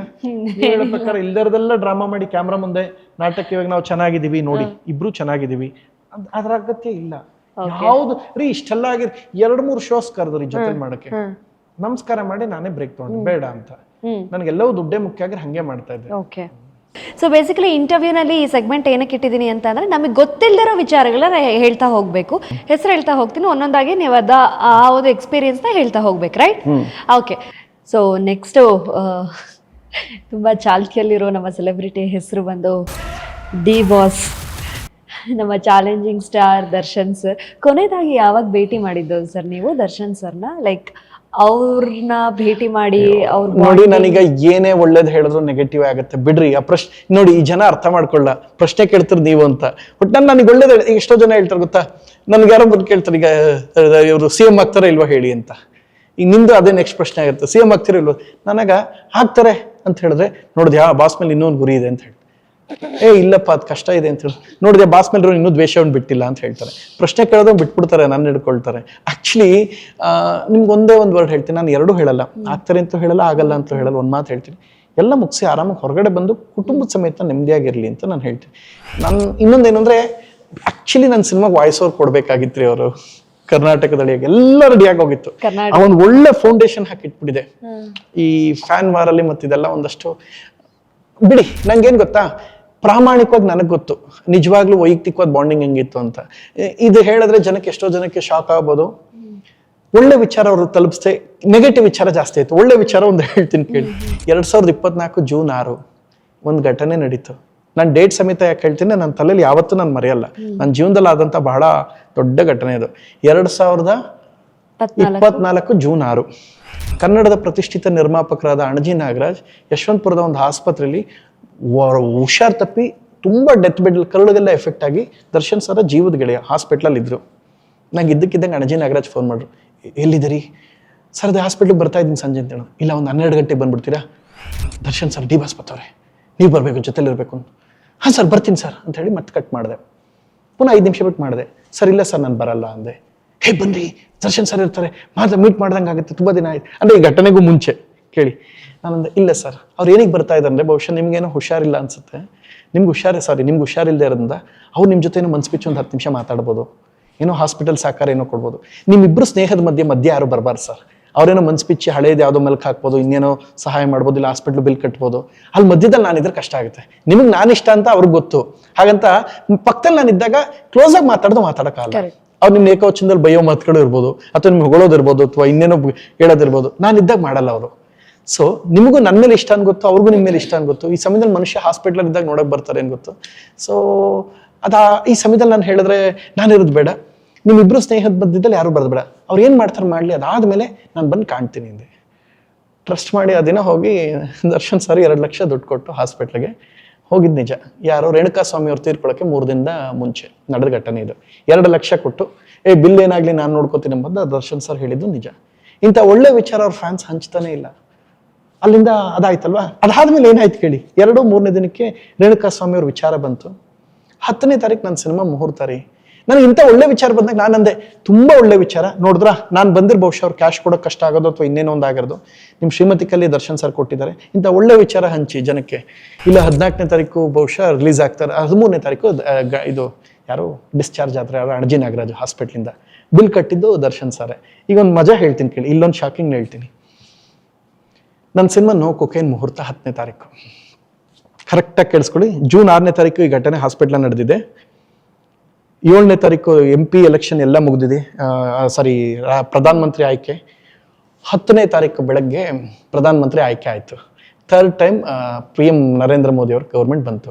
ನಾನು ಅಂದೆ, ನಮ್ಮ ಸಿನಿಮಾ ಮುಹೂರ್ತ ಅಲ್ವಾ, ಎಲ್ಲ ಪ್ರೆಸ್ ಮೀಟಿಗೆ ಕರೆದಿದ್ದೆ. 9ನೇ ತಾರೀಕು ಬೇಡ ಅಂತ, ಯಾಕೆಂದರೆ ಎಲೆಕ್ಷನ್ ರಿಸಲ್ಟ್ ಬರುತ್ತೆ 2024 ಜೂನ್ 9th. 10th ಬೆಳಗ್ಗೆ ನನ್ನ ಸಿನಿಮಾ ಮುಹೂರ್ತ. ಸೊ ಆಗ ಇವತ್ತು ಸಿನಿಮಾ ಎಷ್ಟೊತ್ತಿಗೆ ಬರುತ್ತೆ ಕಂಟೆಂಟ್ ಸಿನಿಮಾ ಪ್ರೋಗ್ರಾಮ್ಸಲ್ಲಿ ಅಂದಾಗ ಎಲ್ಲ ಮೀಡಿಯಾದವ್ರು ಬರಲ್ಲ ಪ್ರಥಮ್ ಇವತ್ತು ಕರ್ನಾಟಕದಿಂದ ಯಾರು ಮಿನಿಸ್ಟರ್ ಆಗ್ತಾರೆ ಅದೇ ನ್ಯೂಸ್ ನಡೀತಾ ಇರುತ್ತೆ. ಬರಲ್ಲ ಪ್ರಥಮ್ ಇವತ್ತು ಸಿನಿಮಾ ಕಷ್ಟಪಟ್ಟು ಇದು ಮಾಡ್ಬಿಟ್ಟಿದೀವಿ ಪ್ರೆಸ್ ಮೀಟ್ ಎಲ್ಲ ಇದನ್ನ ಮಾಡದೇ ಇರಬೇಡಿ ಅಂತ. ಇಲ್ಲ ಪ್ರಥಮ್ ನಾಳೆ ಇರ್ತೀವಿ ಇವತ್ತೆಲ್ಲ ಕರ್ನಾಟಕದಿಂದ ಯಾರು ಮಿನಿಸ್ಟರ್ ಆಗ್ತಾರೆ ಅದ್ರ ಬಗ್ಗೆ ಚರ್ಚೆ ನಡೀತೆ. ಫಿಲ್ಮ್ ಪ್ರೋಗ್ರಾಮ್ ಎಲ್ಲೂ ಬರಲ್ಲ ಬಿಡಿ ಅಂದರು. ನಾಳೆ ಬೆಳಗ್ಗೆ 11ನೇ ತಾರೀಕು ಬೆಳಗ್ಗೆ ಮೈಸೂರಿನ ಒಂದು ಹೋಟೆಲ್ಲಿ ಇವ್ರದ್ದು ಅರೆಸ್ಟ್ ಆದರು, ದರ್ಶನ್ ಸರ್ ಮತ್ತು ಅವ್ರ ಟೀಮ್ ಸ್ನೇಹಿತರು ಯಾರಿದ್ದಾರೆ. ಸೊ ಅದೊಂದು ಅರೆಸ್ಟ್. ನಾನಾಗ 11 ಗಂಟೆಗೆ ಇವ್ರಿಗೆ ಫೋನ್ ಮಾಡಿದೆ ಎಲ್ಲರಿಗೂ. ಸರ್ ಇವತ್ತು ಎಷ್ಟೊತ್ತು ಪ್ರೋಗ್ರಾಮ್? ಪ್ರಥಮ್ ಟಿವಿ ನೋಡ್ತಾ ಇಲ್ವಾ ನೀವು ಅಂದರು. ಏನು ಇದು ನ್ಯೂಸ್? ಹೋ ಮೈ ಗಾಡ್, ಮಧ್ಯಾಹ್ನ ಆಯಿತು, ಸಂಜೆ ಈ ಒಂದು ವಾರ ಅದೇ ಹೊಡಿತಾ ಇದ್ರು. ನೆನಪಿದ್ಯಾ ನಿಮಗೆ? ಫುಲ್ ಅದೇ ನ್ಯೂಸು. ನಂಗೆ 13-14 ತುಂಬ ಟೆನ್ಷನ್ ಆಗೋಯ್ತು. ಕಷ್ಟಪಟ್ಟು ಒಂದು ಹೊಸ ಸಿನಿಮಾ ಕಾಲಿಡ್ತೀನಿ, ಹೆಂಗೋ ಕಷ್ಟಪಟ್ಟು ಯಾರನ್ನ ಒಪ್ಪಿಸಿ ನನ್ನ ನ್ಯೂಸೇ ಸಿನಿಮಾದೇ ಬರ್ತಿಲ್ವಲ್ಲ ಅನ್ನೋದು ನನ್ನ ನೋವಿತ್ತು, ನನ್ನಲ್ಲಿದ್ದ ನೋವು. ಈಗ ಹೇಳ್ತೀನಿ ಕೇಳಿ, ಇದಿಷ್ಟು. 6ನೇ ತಾರೀಕು ಅವ್ರು 2 ಲಕ್ಷ ಕೊಟ್ಟಿದ್ದು ವಿಷಯ ಹೊರಗಡೆ ಬರಲ್ಲ. 10ನೇ ತಾರೀಕು ನಾನು ಮುಹೂರ್ತ ಆಗಿದ್ದ ನ್ಯೂಸು ಹೊರಗಡೆ ಬರಲ್ಲ. ಅಂದ್ರೆ 14ನೇ ತಾರೀಕು ಏನಾಯ್ತು ಅಂದ್ರೆ 13ನೇ ತಾರೀಕು ತನಕ ಶೂಟ್ ಆಯ್ತು ನಂದು. ನನಗೆ ಜೀವನ ಕೊಟ್ಟವರು ಪರಮೇಶ್ವರ್ ಗುಂಡ್ಕಲ್ ಅಂತ, ಕಲರ್ಸ್ನ ಹೆಡ್, ಬಿಗ್ ಬಾಸ್ ಡೈರೆಕ್ಟರ್ ಅವರು. ಸೊ ಅವರು ಹೊಸ ಸಿನಿಮಾ ಡೈರೆಕ್ಷನ್ ಮಾಡಿದ್ರು, ಕೋಟಿ ಅಂತ. ಡಾಲಿ ಧನಂಜಯ ಅವ್ರು ಹೀರೋಗಿ ಆ್ಯಕ್ಟ್ ಮಾಡೋದು. ಫಸ್ಟೇ ಸಂತೋಷ್ ಥಿಯೇಟ್ರಲ್ಲಿ ಫಸ್ಟ್ ಶೋ ಇತ್ತು. ನನಗೆ ಸೆಲೆಬ್ರಿಟಿ ಶೋಗೆ 13ನೇ ತಾರೀಕು ಕರೆದರು. ಸರ್ ನಾನು ಟಿಕೆಟ್ ತೊಗೊಂಡು ನೋಡ್ತೀನಿ, ನನಗೆ ನೀವು ಅನ್ನ ಕೊಟ್ಟಿದ್ದೀರಾ, ನಿಮ್ಮಿಂದ ಇವತ್ತು ಅನ್ನ ತಿಂತಾ ಇದ್ದೀನಿ. 14ನೇ ತಾರೀಕು ಶೂಟಿಂಗ್ ಕ್ಯಾನ್ಸಲ್ ಮಾಡಿದೆ ನಾನು, ಕೊಕೆನ ಪೋಸ್ಟ್ಪೋನ್ ಮಾಡಿ ಅಂತ. ಸೊ ಮಾರ್ನಿಂಗ್ ಶೋ ಟಿಕೆಟ್ ತೊಗೊಂಡು ನೋಡ್ಕೊಂಡು ಬರ್ತಾ ಇದ್ದೀನಿ. ಎಲ್ಲ ಮೀಡಿಯಾದವ್ರು ಫೋನ್ ಮಾಡಿ, ಪ್ರಥಮ್ ಎಲ್ಲಿದ್ದೀರಿ ಬಗ್ಗೆ ಒಂದು ರಿಯಾಕ್ಷನ್ ಕೊಡಿ. ಅಪ್ಪ ನನ್ನ ಸಿನಿಮಾ ಪ್ರೆಸ್ ಮೀಟ್ ಹಾಕಲ್ಲ, ನೀವು ಬರೀ ಇದನ್ನು ಮಾಡ್ತಾ ಕೂತಿದ್ದೀರಾ ಅನ್ಕೊಂಡು ಸುಮ್ಮನಾದೆ. ನಾನು ಅಲ್ಲಿಂದ ಮುಗಿಸ್ಕೊಂಡು ಬರಬೇಕಾದ್ರೆ ಅಣಜಿ ನಾಗರಾಜ್ ಅವ್ರ ಹಾಸ್ಪಿಟ್ಲಿಂದ ಡಿಸ್ಚಾರ್ಜ್ ಆದ್ರು ಅಂತ ಬಂತು. 2024 ಜೂನ್ 13 ಡಿಸ್ಚಾರ್ಜ್. 14ನೇ ತಾರೀಕು ಬರ್ತಾ ಇದ್ದಾರೆ ಅಲ್ಲಿಗೆ ಅಂತ ಗೊತ್ತಾಯ್ತು. ನೋಡಿ, ಅನ್ನಪೂರ್ಣೇಶ್ವರಿ ಸ್ಟೇಷನ್ಲಿ ಇವ್ರನ್ನ ಇಟ್ಟಿದ್ದಾರೆ. ಯಾರನ್ನ? ದರ್ಶನ್ ಸರ್ ಮತ್ತು ಆ ಟೀಮ್ನ. ರೈಟ್ ಸೈಡ್ ನನ್ನ office, back side Anaji Nagaraj office. ಈಗ ನನ್ನಿಂದ ಅವ್ರ ಆಫೀಸ್ಗೆ ಹೋಗೋದಕ್ಕೆ ರೋಡ್ನ ಬ್ಲಾಕ್ ಮಾಡಿಟ್ಟು. ನಿಮ್ಗೆ ನೆನಪಿದ್ಯಾ? ರೋಡ್ ಬ್ಲಾಕ್ ಮಾಡಿಟ್ಟಿದ್ದು ಸೆಕ್ಷನ್ 144 ಹಾಕಿದ್ರೆ ನೆನಪಿದ್ಯಾ? ಎಲ್ಲ ಕೂತ್ಕೊಂಡು ಕಿರ್ಚಾಡೋದು ಅದು ಇದು ಮಾಡ್ತಾ ಇದ್ರಲ್ಲ. ನನ್ನ ಆಫೀಸಿಂದ ಅವ್ರ ಆಫೀಸ್ಗೆ ಹೋಗಕ್ಕೆ ಆಗ್ತಿಲ್ಲ, ರೋಡಲ್ಲಿ ರೋಡ್ ಬ್ಲಾಕ್ ಮಾಡಿ ಇಟ್ಬಿಟ್ರು. ಅನ್ನಪೂರ್ಣೇಶ್ವರಿ ಸ್ಟೇಷನ್ ಮುಂಭಾಗ ಇದ್ದ ಆಫೀಸಿಂದ. ನಂಗೆ ಅದೊಂದು ಕೋಪ. ಈ ಕಡೆ ಅಣಜಿ ನಾಗರಾಜು ನಾನು ನೋಡೋಕ್ಕಾಯ್ತಿಲ್ಲ, ಈ ಕಡೆ ನನ್ನ ಸಿನಿಮಾ ಮುಹೂರ್ತ ಆಗಿದ್ದು ಬಂದಿನಿ. ನನಗೆ ನನ್ನ ನೋವು ಗೊತ್ತಿಲ್ಲ, ಎಲ್ಲೋ ಕಷ್ಟಪಟ್ಟು ಯಾರ್ತನೋ ಏನೋ ಒಂದು ಸಿನಿಮಾಗೆ ಹಾಕ್ಸಿರ್ತೀವಿ, ಏನೋ ಒಂದು ಅಟ್ಲೀಸ್ಟ್ ಒಂಚೂರು ಅನ್ನ ತಿನ್ನೋಣ ಅಂತ. ನನ್ಗೆ ಎಷ್ಟೋ ಜನಕ್ಕೆ ಇದು ಅರ್ಥನೇ ಆಗಲ್ಲ. ಅವತ್ತಿಂದಾನೆ ಇಲ್ಲಿ ತನಕ ದ್ವೇಷ ಹಂಗೆ ಮುಂದುವರ್ಕೊಂಡ್ಬಂದು. ಸೊ ಅದೇನಾಯ್ತು, ಇವರು ಪ್ರಥಮ್ ಇದ್ರ ಬಗ್ಗೆ ಒಂದು ರಿಯಾಕ್ಷನ್, ನೋಡಪ್ಪ ಅವ್ರವ್ರು ಇವ್ರು ಕೆಲಸ ಮಾಡಲಿ, ಪೊಲೀಸ್ನವ್ರು ಇವ್ರು ಕೆಲಸ ಮಾಡಲಿ, ಲಾಯರ್ ಅವ್ರು ಕೆಲಸ ಮಾಡಲಿ ಅಂತ. ಪ್ರಥಮ್ ಈ ಅಂಧಾಭಿಮಾನಿಗಳ ಬಗ್ಗೆ ಏನು ಹೇಳ್ತೀರಾ ಅಂತ ಹೇಳಿದ್ರು. ನನಗೆ ಕಾನ್ಸ್ಟೇಬಲ್ ಕೆಲಸ ಕೊಡಿ, ವಾರ್ಡ್ ಕಳಿಸ್ಬಿಡ್ತೀನಿ ಅಂತ ಹೇಳಿದೆ. ಅದೊಂದು ಇಟ್ಕೊಂಡು ಇಲ್ಲಿ ತನಕ 2 ವರ್ಷದಿಂದ ಡ್ಯಾಮೇಜ್ ಮಾಡ್ತಾನೆ ಬರ್ತಾ ಇದ್ದಾರೆ. ಎಲ್ಲೋಗ್ಲಿ, ನಾನು ಯಾವುದೇ ಕಾರ್ಯಕ್ರಮಕ್ಕೆ ಹೋಗ್ಲಿ ಅಲ್ಲಿ ಹೋಗೋದು. ಸೊ ಅದು ಎಲ್ಲ ಅನ್ಕೊಳ್ತಾರೆ. ನನಗೆ ಒಂದು ಹಂತಕ್ಕೆ ನೋಡಿದೆ ಇಷ್ಟು ದ್ವೇಷ. ನನಗಾಗ ಅನ್ಸಿದ್ದೇನು ಅಂದರೆ, ಅಟ್ಲೀಸ್ಟ್ ಅವ್ರಿಗೆ ಯಾಕೆ 2ನೇ ಸಲ ಬೇಲ್ ಕ್ಯಾನ್ಸಲ್ ಆಯಿತು, ಅವ್ರ ಮೇಲೆ ಅವ್ರ ದ್ವೇಷ ಇಲ್ಲ, ನನ್ನ ಮೇಲೆ ಇನ್ನೂ ಇಟ್ಕೊಂಡು. ಎಷ್ಟೋ ಜನ ವೈಯಕ್ತಿಕವಾಗಿರ್ಬೋದು, ಇನ್ನೊಂದಷ್ಟು ಜನ ಹೇಳ್ತಾರೆ, ಬಟ್ ಪರ್ಸ್ನಲಿ ನನ್ನನ್ನು ಹೇಟ್ ಮಾಡೋಕ್ಕೆ ಶುರು ಮಾಡ್ರು ಅವತ್ತಿಂದ. ನಾನು ಅಣಜಿ ನಾಗರಾಜ್ ನೋಡೋಕ್ಕಾಗ್ತಿಲ್ಲ ಅಂತ ಒಂದು. 2ನೇದು, ನನ್ನ ಸಿನಿಮಾ ಮುಹೂರ್ತ ಆಗಿದ್ದು ಬಂದಿಲ್ಲ ಅಂತ. ನಮ್ಮ ಮನೆ ಮುಂದೆ ಸೆಕ್ಷನ್ 144 ಆಗಿತ್ತಲ್ಲ, ನನ್ನ ಆಫೀಸ್ ಮುಂದೆ ಅನ್ನೋದು. ಇವಿಷ್ಟು ಕಾರಣಗಳನ್ನ ಇದಾದ್ಮೇಲೆ ಆಫೀಸೇ ಖಾಲಿ ಮಾಡಿಬಿಟ್ಟೆ ನಾನು. ನಂಗೆ ಬೇಜಾರಾಗೋಯ್ತು. ಇದೆಲ್ಲ ಆದ್ಮೇಲೆ ಎಲ್ಲೋದ್ರು ಹಾಗೆ ಮಾಡೋದು.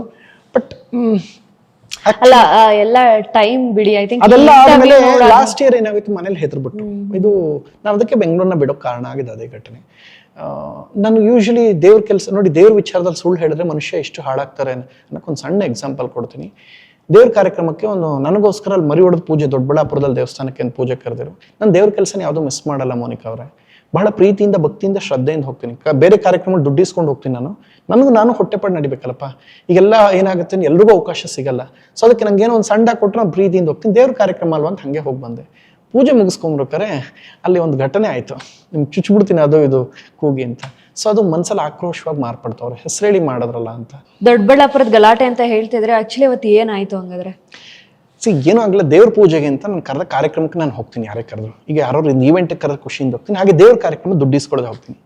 ಸೊ ಅದು ಹೋದಾಗ ಏನಾಯಿತು, ಪೂಜೆ ಮುಗಿಸ್ಕೊಂಬರ್ಬೇಕಾದ್ರೆ ನನ್ನಲ್ಲಿರೋದು ಒಂದು ತಮಾಷೆ ವ್ಯಕ್ತಿತ್ವ. 1:15 ಎಲ್ಲರಿಗೂ ನಾನ್ ವೆಜ್ ಊಟ ಇತ್ತು. ನಾನು 3:45 ಹೋದೆ. ಸೊ ಅಲ್ಲಿ ದೇವಸ್ಥಾನದಲ್ಲಿ ನಾನು ಮುಗಿಸ್ಕೊಂಬರ್ಬೇಕಾದ್ರೆ, ಸರ್ ನಿಮ್ಮನ್ನು ಯಾರೋ ಕಾಯ್ತವ್ರು ಸರ್. ಟ್ರಂಪು ಮೋದಿ ಬಂದರು ಕಾಯಕ್ಕೆ ಕೇಳಿ. ಫಸ್ಟು ದೇವ್ರು ದೊಡ್ಡವರ, ಮೋದಿ ದೊಡ್ಡವರ ಅಂತ ಹೇಳಿದೆ. ಎಲ್ಲ ನಗೋಕ್ಕೆ ಶುರು ಮಾಡಿದ್ರು ಅಲ್ಲಿದ್ದ ಲೇಡೀಸ್ ಎಲ್ಲ. ದೇವರೇ ದೊಡ್ಡರು, ಫಸ್ಟ್ ದೇವ್ರಿಗೆ ನಾವು ಬರ್ದಿರೋದು, ದೇವ್ರು ಆದ್ಮೇಲೆ ಅವ್ರಿಗೆ ಬಂದು ಕಾಣ್ತೀನಿ ಅಂತ ಹೇಳಿ, ಆಮೇಲೆ ಮೋದಿ, ಆಮೇಲೆ ಅವ್ರೆಲ್ಲರೂ. ಸೊ ಅದರಿಂದ ಫಸ್ಟ್ ದೇವ್ರಿಗೆ ನಮಸ್ಕಾರ ಮಾಡ್ಕೊಂಡು ಬರ್ತೀನಿ. ಅದಾಯ್ತು, ಊಟಕ್ಕೆ ಕೂತ್ಕೊಳ್ಳಿ ಸರ್ ನಿಮ್ಮನ್ನು ಕಾಯ್ತವ್ರು ಸರ್ ಅಲ್ಲಿ ಅಂದ್ರೆ ಒಂದು ಕಾಡು ಮಧ್ಯ ಅದು. ನನಗೆ ಏನಕ್ಕಪ್ಪ, ನನ್ಗೆ ಯಾರವರು ಬಂದು ಭೇಟಿ ಮಾಡಕ್ಕೆ ಹೇಳಿ. ಇಲ್ಲ ಸರ್ ನೀವು ಅಲ್ಲಿ ಬರ್ಬೇಕಂತ ಎಲ್ಲ ಕವರ್ ಮಾಡ್ಕೊಂಡ್ರು. ಎಲ್ಲರೂ ಒಂಥರ ವಿಚಿತ್ರವಾಗಿದ್ರು, ಹಿಂಗಿದ್ರು. ಇವರೆಲ್ಲ ನನ್ನ ಯಾಕೆ ಕರೀತಾರೆ? ಸರ್ ಅವರು ದೊಡ್ಡ ಹೆಣ್ಣಂತೆ, ಹೋಗಿ ಬನ್ನಿ ಸರ್, ಬೇಕಾಗ್ತಾರೆ ನಿಮ್ಮ ಸಿನಿಮಾ ರಿಲೀಸ್ ಸಮಯಕ್ಕೆ. ನಾನು ಆಯ್ತಪ್ಪ ಹೋದೆ. ಅಲ್ಲಿ ಎಲ್ಲರೂ ಕೂತ್ಕೊಂಡ್ಬಿಟ್ರು. ಎಲ್ಲರೂ ಪರಮಾತ್ಮನ ಪ್ರಿಯವಾಗಿ ಒಂದಷ್ಟು ಕೂತಿರು. ಅಲ್ಲಿ ಪುಣ್ಯಾತ್ಮ ಇನ್ನೊಬ್ಬ ನನ್ನ ಸ್ನೇಹಿತ ಕೂಡ ಇದ್ದ. ಈಗ ನಾನು ಅವ್ರ ಹೆಸರು ತೊಗೊಳಕ್ಕೆ ನನ್ನ ಮನ್ಸ್ಕೊಂಚೂರು ನೋವಿದೆ. ದೇವ್ರ ಆಣೆ ಮಾಡಿ ಸುಳ್ಳು ಹೇಳಿದ್ರು. ಪಾಪ ಅದೊಂದು ಆಯಿತು, ಯಾರು ಅಂತ ಹೇಳ್ತೀನಿ. ಸೊ ಅಲ್ಲಿ ಆಗಷ್ಟೇ ಒಂದು ಶೋ ಮುಗಿದಿತ್ತು. ರಕ್ಷಕ್ ಬುಲೆಟ್ ಕೂಡ ಅಲ್ಲೇ ಇತ್ತು. ಇದರ ಆಯ್ತು ಅಂತ ವಿಶ್ ಮಾಡ್ಬಿಡ್ತೀನಿ. ಆಗಷ್ಟೇ ಭರ್ಜರಿ ಬ್ಯಾಚುಲರ್ಸ್ ಮುಗಿದಿತ್ತು. ಹಿಂದೊಂದು ದಿನ ಫಿನಾಲೆ ಮುಗಿದಿತ್ತು. ಸರಿ ವಿಶ್ ಮಾಡ್ತೀನಿ. ಅಂದರೆ 2025 ಜೂನ್ 21ನೇ ತಾರೀಕು ಈ ಘಟನೆ ನಡೆದಿತ್ತು. ಸೊ ವಿಶ್ ಮಾಡ್ತೀನಿ ಅಂತ ನಾನು ಕರೆಕ್ಟಾಗಿ ಏನಪ್ಪ ಚೆನ್ನಾಗಿದೆಯಾ, ಕಂಗ್ರ್ಯಾಟ್ಸ್, ರನ್ನರ್ ಅಪ್ ಆಗಿದೆ, ಒಳ್ಳೇದಾಗಲಿ ಅಂತ ಹೇಳಿದೆ. ಏಯ್ ಕೂತ್ಕೊಳ್ಳಪ್ಪ ಅಂತ ಹೇಳ್ಬಿಟ್ಟು ನಾವು ಯಾರು ಗೊತ್ತಾ ಅಂದರು. ಅವ್ರು ಮೊದಲೇ ಹೇಳಿದ್ರು, ಸರ್ ಅವರು ತುಂಬ ದೊಡ್ಡ ಹ್ಯಾಂಡು ಅಂತ. ಹೌದಾ, ದೊಡ್ಡ ಹ್ಯಾಂಡು ಅಂದರೆ ಕೈ ಒಂದು 20 ಅಡಿ ಆಯ್ತಾ ಅಂತ ಹೇಳಿದೆ. ಅಲ್ಲಪ್ಪ ಮತ್ತೆ ದೊಡ್ಡ ಹ್ಯಾಂಡು ಅಂತೀರಾ, ಹೆಂಗೆ ಇದು? ನನ್ನ ಮೊದಲಿಂದ ತಮಾಷೆ ವ್ಯಕ್ತಿತ್ವ, ಯಾರನ್ನೋ ಟೀಸ್ ಮಾಡಬೇಕು ಅಂತಲ್ಲ. ನಿಮ್ಗೊಂದು ವಿಚಾರ ಹೇಳ್ತೀನಿ, ನಂಗೆ ನೋವಾಗಿದೆ ಏನು ಗೊತ್ತಾ, ನನ್ನ ಲೈಫಲ್ಲಿ ಒಂದು ಸಲ ಸ್ಮೋಕ್ ಮಾಡಿಲ್ಲ ರೀ, ಒಂದೇ ಒಂದು ಡ್ರಾಪ್ ಬಿಯರ್ ಕೊಡೋದಿಲ್ಲ. ಸೊ ಅಲ್ಲಿ ಘಟನೆಯಲ್ಲಿ ಹಾಕ್ಬಿಟ್ಟು ಸೋಷಿಯಲ್ ಮೀಡಿಯಲ್ಲಿ ಹಾಕ್ಬಿಟ್ರು, ಪ್ರಥಮ ಕುಡಿದ ಮತ್ತಿನಲ್ಲಿ ಗಲಾಟೆ ಮಾಡ್ಕೊಂಡ್ರು ಅಂತ. ಎಷ್ಟು ನೋವಾಗಲ್ಲ ನಮ್ಮ ಮನೆಯವ್ರಿಗೆ. ಸೊ ಇದೆಲ್ಲ ಆದಮೇಲೆ ಅದಕ್ಕೆ ಬೆಂಗಳೂರೇ ಬಿಟ್ಬಿಟ್ಟೆ. ಅಲ್ಲಿ ಘಟನೆ ಏನಾಯ್ತು ಅಂದರೆ, ಹಂಗೆಲ್ಲ ಅಂದಾಗ ಒಂದು ಫೋಟೋ ತೋರ್ಸೋರು ಅವರು. ಅಲ್ಲಿ ಆ್ಯಕ್ಚುಲಿ ಈ ವಿಷಯ ಯಾಕೆ ಹೊರಗಡೆ ಬಂತು ಅಂದರೆ, ಆ ಫೋಟೋ ತೋರಿಸಿದ್ದೇನೆಂದರೆ, ಸೆಲ್ಲಲ್ಲಿ ಇದ್ರಲ್ಲ ಆ ಕೇಸಲ್ಲಿ ನಾವಿಬ್ರು ಜೊತೆಲೇ ಇರೋದು, ಅವರು ದೇವರು, ಏನು ಮಾತಾಡಬೇಡ. ನನಗೆ ಕುಡಿದ್ಬಿಟ್ರೆ ಏನಾರು ನನ್ನ ಘಟನೆ ಆಗೋದು ಏನಪ್ಪ ಅನ್ನೋದು ಒಂದು ಭಯ ಬಂತು. ನಂಗೆ ಮನ್ಸಿಗೆ ತುಂಬ ಆತಂಕ ಆಗಿ ಇನ್ನು ಮಾತಾಡೋದು ಬೇಡ. ನನಗೆ ಹೇಳಿದೆ, ಸರ್ ತೂಗುದೀಪ್ ಶ್ರೀನಿವಾಸ್ ಅವ್ರಿಗೆ ಬಹಳ ದೊಡ್ಡ ಅಭಿಮಾನಿ, ನಟ ಭಯಂಕರ್ ಅಮೆಝಾನ್ ಪ್ರೈಮಲ್ಲಿದೆ, ಕಲರ್ಸ್ ಕೂಡ ತೊಗೊಂಡಿದ್ದಾರೆ, ದಯವಿಟ್ಟು ಚೆಕ್ ಮಾಡಿ. ಫಸ್ಟ್ ಹೆಸರು ಹಾಕಿರದೆ ಸ್ಪೆಷಲ್ ಕೃತಜ್ಞತೆಗಳು ಅಂತ ಹೇಳ್ಬಿಟ್ಟು ತೂಗುದೀಪ್ ಶ್ರೀನಿವಾಸ್ ಅವ್ರ ಫೋಟೋ ಹಾಕಿದ್ದೀನಿ. ಯಾಕಂದರೆ ಹೀರೋ ಕೈಲಿ ಮುಖ ಮುಸುಡಿ ಕಿತ್ತೋಗಂಗೆ ಏಟ್ ತಿನ್ನೋದ್ರ ಜೊತೆಗೆ ಕನ್ನಡ ಚಿತ್ರರಂಗ ಶ್ರೀಮಂತ ಮಾಡಿದ ನೀವು ನಿಜವಾದ ನಟ ಭಯಂಕರ್ ಅಂತ ವಜ್ರಮುನಿ ತೂಗುದೀಪ್ ಶ್ರೀನಿವಾಸು, ದಿನೇಶು, ಸುಂದರ್ ಕೃಷ್ಣ ಅರಸು, ಸುಧೀರ್ದು ಫೋಟೋ ಹಾಕಿದ್ದೀನಿ. ಇದು ನನಗಿರೋವಂಥ ರೆಸ್ಪೆಕ್ಟು. ಯಾರ್ದೋ ಮಾತು ಕೇಳ್ಕೊಂಡು ಅವೆಲ್ಲ ಮಾಡಕ್ಕೆ ಹೋಗ್ಬೇಡಿ ಸರ್, ಹಿಂಗಿದು ಒಳ್ಳೇದಲ್ಲ ಅಂದೆ. ಏಯ್ ಅಲ್ಲಿ ಎಲ್ಲರೂ ಒಂದು 40 ಜನ ಇದ್ರು. ಎಲ್ಲರೂ ಇದೆಲ್ಲ ನನ್ನ ಜೀವನದಲ್ಲಿ ಹೊಸ್ತು. ನಾನು ಗಲಾಟೆ ಮಾಡ್ಕೊಂಡಿದ್ದು ಯಾರ ಹತ್ರನೂ ಇಲ್ವೇ ಇಲ್ಲ. ಬಟ್ ಆಯಿತು, ಅದು ಮುಗಿಸ್ಕೊಂಡು ನನ್ನ ಪಾಡು ನಾನು ಬಂದ್ಬಿಟ್ಟೆ. ಅಲ್ಲಿ ಏನಾಗೋಯ್ತು, ಈ ವಿಷಯ ಯಾಕೆ ಹೊರಗಡೆ ಬಂತು ಅಂದರೆ, ಅದೇ ದೇವಸ್ಥಾನಕ್ಕೆ ಯಾರೋ ದೊಡ್ಡಬಳ್ಳಾಪುರದವ್ರು ಒಂದಷ್ಟು ಜನ ಬಂದಿರು, ಯಾರೋ ಪತ್ರಕರ್ತರು ಅಥವಾ ಅಲ್ಲಿನ ಯೂಟ್ಯೂಬರ್ಸ್, ಲೋಕಲ್ ಯೂಟ್ಯೂಬರ್ಸು. ಅವ್ರು ನೋಡಿದಲ್ಲ, ಅಲ್ಲಿನ ಇನ್ಸ್ಪೆಕ್ಟ್ರಿಗೆ ಫೋನ್ ಮಾಡಿಬಿಟ್ಟವ್ರೆ. ಇನ್ಸ್ಪೆಕ್ಟರ್ಗೆ ನಂಗೆ ಇನ್ಸ್ಪೆಕ್ಟರ್ ಸಡನ್ ಫೋನ್ ಮಾಡಿದ್ರು. ನಾನು ಮುಂದೆ ಗಾಡಿ ನನ್ನ ಪಾಡಿಗೆ ನಾನು ಮುಂದೆ ಹೋಗ್ತಾ ಇತ್ತು ಟುವರ್ಡ್ಸ್ ಬೆಂಗಳೂರು ಕಡೆಗೆ. ಈ ಘಟನೆ ನಂಗೆ ತುಂಬ ಘಾಸಿ ಆಗೋಯ್ತು. ನನ್ನ ಜೀವನದಲ್ಲಿ ಗಲಾಟೆನೇ ಮಾಡ್ಕೊಂಡಿಲ್ಲ ರೀ. ಅಂದರೆ ಆಫ್ಟರ್ ಬಿಗ್ ಬಾಸ್ ಆದಮೇಲೆ ಒಂದು ಚೂರು ಸೈಲೆಂಟ್ ಅಂತ ನಾನು, ನೀವು ನೋಡೋದು ಬರೀ ತರಲೆ ತಮಾಷೆ ಅಷ್ಟೇ ನೋಡಿದ್ದೀರಾ. ನಮಗೆ ನಮ್ಮದೇ 150 ನೋವಿರುತ್ತೆ. ಯಾಕೆ ಹಂಗೆ ನಗ್ತಾ ಇರ್ತೀವಿ ಅಂದರೆ, ನಮ್ಮ ನೋವು ಯಾವತ್ತೂ ಜನಕ್ಕೆ ಕಾಣಿಸ್ಬಾರ್ದು ಅಂತ. ಇದು ಜನಕ್ಕೆ ಅರ್ಥನೇ ಆಗಲ್ಲ. ಸೊ ಅಲ್ಲಿ ಹೋಗ್ತಾ ಇದ್ದೀನಿ, ಇನ್ಸ್ಪೆಕ್ಟರ್ ಫೋನ್ ಮಾಡೋರು. ಪ್ರಥಮವರೇ, ಹಾಯ್ ನಮಗೆ ಇದು ಅರ್ಜೆಂಟ್, ನನಗೆ SP ಇಂದ ಫೋನ್ ಬಂತು, ಈ ಥರ ಒಂದು ನೀವು ಎಲ್ಲಿದ್ರೆ ಅರ್ಜೆಂಟ್ ಒಂಚೂರು ಬರ್ಬೇಕು, ಏನೋ ಗಲಾಟೆ ಆಯ್ತು. ಅಯ್ಯೋ ಬಿಡಿ ಸರ್, ನಂಗೆ ಇದ್ರ ಬಗ್ಗೆ ಮಾತಾಡೋ ಉಂಟು. ರಾಜನ್ ಕುಂಟೆ ಅಂತ ಬರುತ್ತೆ ದೊಡ್ಡಬಳ್ಳಾಪುರ ಆದ್ಮೇಲೆ, ರಾಜನ್ ಕುಂಟೆ ಇನ್ಸ್ಪೆಕ್ಟರ್ ಮತ್ತೆ ಫೋನ್ ಮಾಡ್ರು. SP ಫೋನ್ ಮಾಡ್ತಾ ಇದ್ದಾರೆ ಪ್ರಥಮರು, ಒಂಚೂರು ಬಂದ್ವಿ ಸರ್, ದಯವಿಟ್ಟು ನನಗೆ ಇಷ್ಟೆಲ್ಲ ಆಸಕ್ತಿ ಇಲ್ಲ, ಬಿಟ್ಬಿಡಿ ಸರ್. ಅಲ್ಲಿ ಏನು ಘಟನೆ ನಡೀತಿಲ್ಲಿ, ವೆಪನ್ಸ್ ಎಲ್ಲ ತೋರಿಸ್ತಾನೆ, ಅದು ಕ್ರೈಮ್, ಅದು ನೀವು ಬಂದು ದಯವಿಟ್ಟು ರೈಟಿಂಗ್ಸ್ ಎಲ್ಲ ರಿಟರ್ನ್ ಕಂಪ್ಲೇಂಟ್ ಕೊಟ್ಬಿಡಿ, ದಯವಿಟ್ಟು ನಿಮ್ಮ ಕೈ ಮುಗಿತೀನಿ, ಬಿಟ್ಬಿಡಿ. ಯಾರೋ ಅಲ್ಲಿ ನೋಡಿದವ್ರು ಏನು ಮಾಡಿದ್ರು, ಪಾಪ ಇನ್ಸ್ಪೆಕ್ಟರ್ಗೆ ಹೇಳಿದ್ದಾರೆ, ಸರ್ ಪ್ರಥಮ ದೇವಸ್ಥಾನಕ್ಕೆ ಬಂದರು, ಹಿಂಗೆ ಆಗೋಗೈತೆ, ಅವ್ರ ಹೆಸರು ಹೇಳ್ಕೊಂಡು ಚುಚ್ಚಕ್ಕೆ ಹಿಂಗೆ ತೋರಿಸ್ಬಿಟ್ಟು ಕೂಗೋ ಇದ್ದಾರೆ, ಹೊಡೆದ್ಬಿಡ್ತೀನಿ ಅಂತೇಳಿ ಹಿಂಗೆ ಮಾಡ್ಬಿಟ್ಟಿದ್ದಾರೆ. ಸೊ ಹಿಂಗಾಗಿದೆ ಸರ್ ಅಂತ. ನನ್ನ ಮನಸ್ಸಲ್ಲಿ ಅದು ಘಾಸಿಯಾಗಿ ಹಂಗೆ ಉಳ್ಕೊಂಡ್ಬಿಡ್ತು. ಅಂದರೆ ಅದೆಲ್ಲ ಆಯಿತು. ಅದಾದಮೇಲೆ ಯಾರೋ ಪುಣ್ಯಾತ್ಮರು ಇನ್ನೊಬ್ಬರು ಅವರು ಫೋನ್ ಮಾಡಿ ಕ್ಯಾಶುಲಿ, ಈಗಿನ ಲಾಯರ್ ಒಬ್ಬರು ಅಲ್ಲಿ ಫೋನ್ ಮಾಡಿದಾಗ ಅವರು ಕೂಡ ಬಿಗ್ ಬಾಸ್ಗೆ ಬಂದಿರೋ, ಅವ್ರಿಗೆ ಒಳ್ಳೇದಾಗಲಿ ಈ ಸಮಯದಲ್ಲಿ. ಸೊ ಅವ್ರು ನನಗೇನು ಅವ್ರ ಬಗ್ಗೆ ಏನು ಬೇಜಾರಲ್ಲ. ಬಟ್ ಅವ್ರು ಮಾಡಿ ಇದನ್ನು ಹೇಳಿದ್ರು, ಏನೋ ಇನ್ಸ್ಪೆಕ್ಟರ್ಗೇನೋ ಮಾತಾಡಿದಾಗ ಹಂಗೆ ಕ್ಯಾಶುಲಿ ಮಾತಾಡ್ತಾ ಇದ್ದಾಗ ಒಂದು ವಿಷಯ ಬಂತಂತೆ. ಅವ್ರು ಕ್ರಾಸ್ ಚೆಕ್ ಮಾಡಿದಾಗ ಈ ವಿಷಯ ನಿಜನಾ ಅಂತ ಹೇಳಿದ್ರೆ, ಇಲ್ಲ ಈಗಷ್ಟೇ ಒಬ್ಬ ಸೆಲೆಬ್ರಿಟಿಗೆ ಹಿಂಗಾಯ್ತು, ಕರ್ನಾಟಕದಲ್ಲಿ ಲ್ಯಾಂಡ್ ಆರ್ಡರ್ ಹಾಳಾಗಿದೆ ಅಂತ ಅವ್ರು ಏನೋ ವಿಡಿಯೋ ಲೈವ್ ಮಾಡ್ತಾ ಇದ್ರು. ತಕ್ಷಣ ನನಗೆ ಒಂದು 3-4 ವಿಡಿಯೋ ಲೈವ್ ಮಾಡಿದ್ರು, ಹಿಂಗಾಗಿದೆ ಅಂತ ಘಟನೆ. ತಕ್ಷಣ ನಂಗೆ ಯಾರೋ ಫೋನ್ ಮಾಡ್ರು, ನಾನು ಈ ವಿಷಯ ಬೇಜಾರಾಗಿ ಊರಿಗೆ ಹೊರಟೋಗ್ಬಿಡೋಣ ಅಂತಿದ್ದೆ. ಅವ್ರು ಫೋನ್ ಮಾಡಿದಾಗ ನಾನು ಫೋನಲ್ಲಿ ಹೇಳಿದೆ, ಅದನ್ನು ಅವ್ರು ಅಲ್ಲಿ ನಡೆದ ಅಷ್ಟು ಘಟನೆ ಹೇಳಿದೆ. ರೆಕಾರ್ಡ್ ಮಾಡಿ 4 ಡೇಸ್ ಬಿಟ್ಟು ಇದ್ರಲ್ಲಿ ಹಾಕ್ಬಿಟ್ರು ಸೋಷಿಯಲ್ ಮೀಡಿಯಾದಲ್ಲಿ. ಈ ವಿಷಯ ಹೆಂಗೆ ಹೊರಗಡೆ ಬಂತು ಅಂದರೆ, SP ಎಲ್ಲೇ ಹೋದ್ರು ಎಲ್ಲರೂ ಕೇಳೋಕೆ ಶುರು ಮಾಡ್ರು, ಸರ್ ಈ ಘಟನೆ ನಡೀತಲ್ಲ ಏನಾಯ್ತು ಸರ್, ನಿಜನೇ ಸುಳ್ಳು, ಯಾರು ಸುಳ್ಳು ಹೇಳ್ತಾ ಇದ್ರು, ನಾನು ಯಾಕೆ ಅವ್ರ ಹತ್ರ ನನ್ನ ಲೈಫಲ್ಲಿ ಯಾವತ್ತೂ ನಾನು ನೀವೆಲ್ಲರೂ ಒಂದೇ ಒಂದು ನೋಡಿ, ಯಾರ ವಿಚಾರಕ್ಕೂ ನಾನು ಹೋದೋಲ್ಲ. ನಿಮ್ ಕ್ಯಾಮ್ರಾ ಮುಂದೆ ಯಾಕೆ ಹಂಗೆ ಮಾಡ್ತೀವಿ ಅಂದ್ರೆ, ಆ ಕ್ಷಣ ನಗು ತಮಾಷೆ ಇರ್ಲಿ ಅನ್ನೋ ಕಾರಣಕ್ಕೆ ಯಾರೋ ಚುಚ್ಚಕ್ಕೆ ಬರ್ತಾರೆ ಅಂತ ಹೇಳಿದಾಗ ನಂಗೆ ಗಾಬರಿ ಆಗ್ಬಿಟ್ಟು ನಾನು ಬೆಂಗಳೂರು ಬೇಡ ಅಂತ.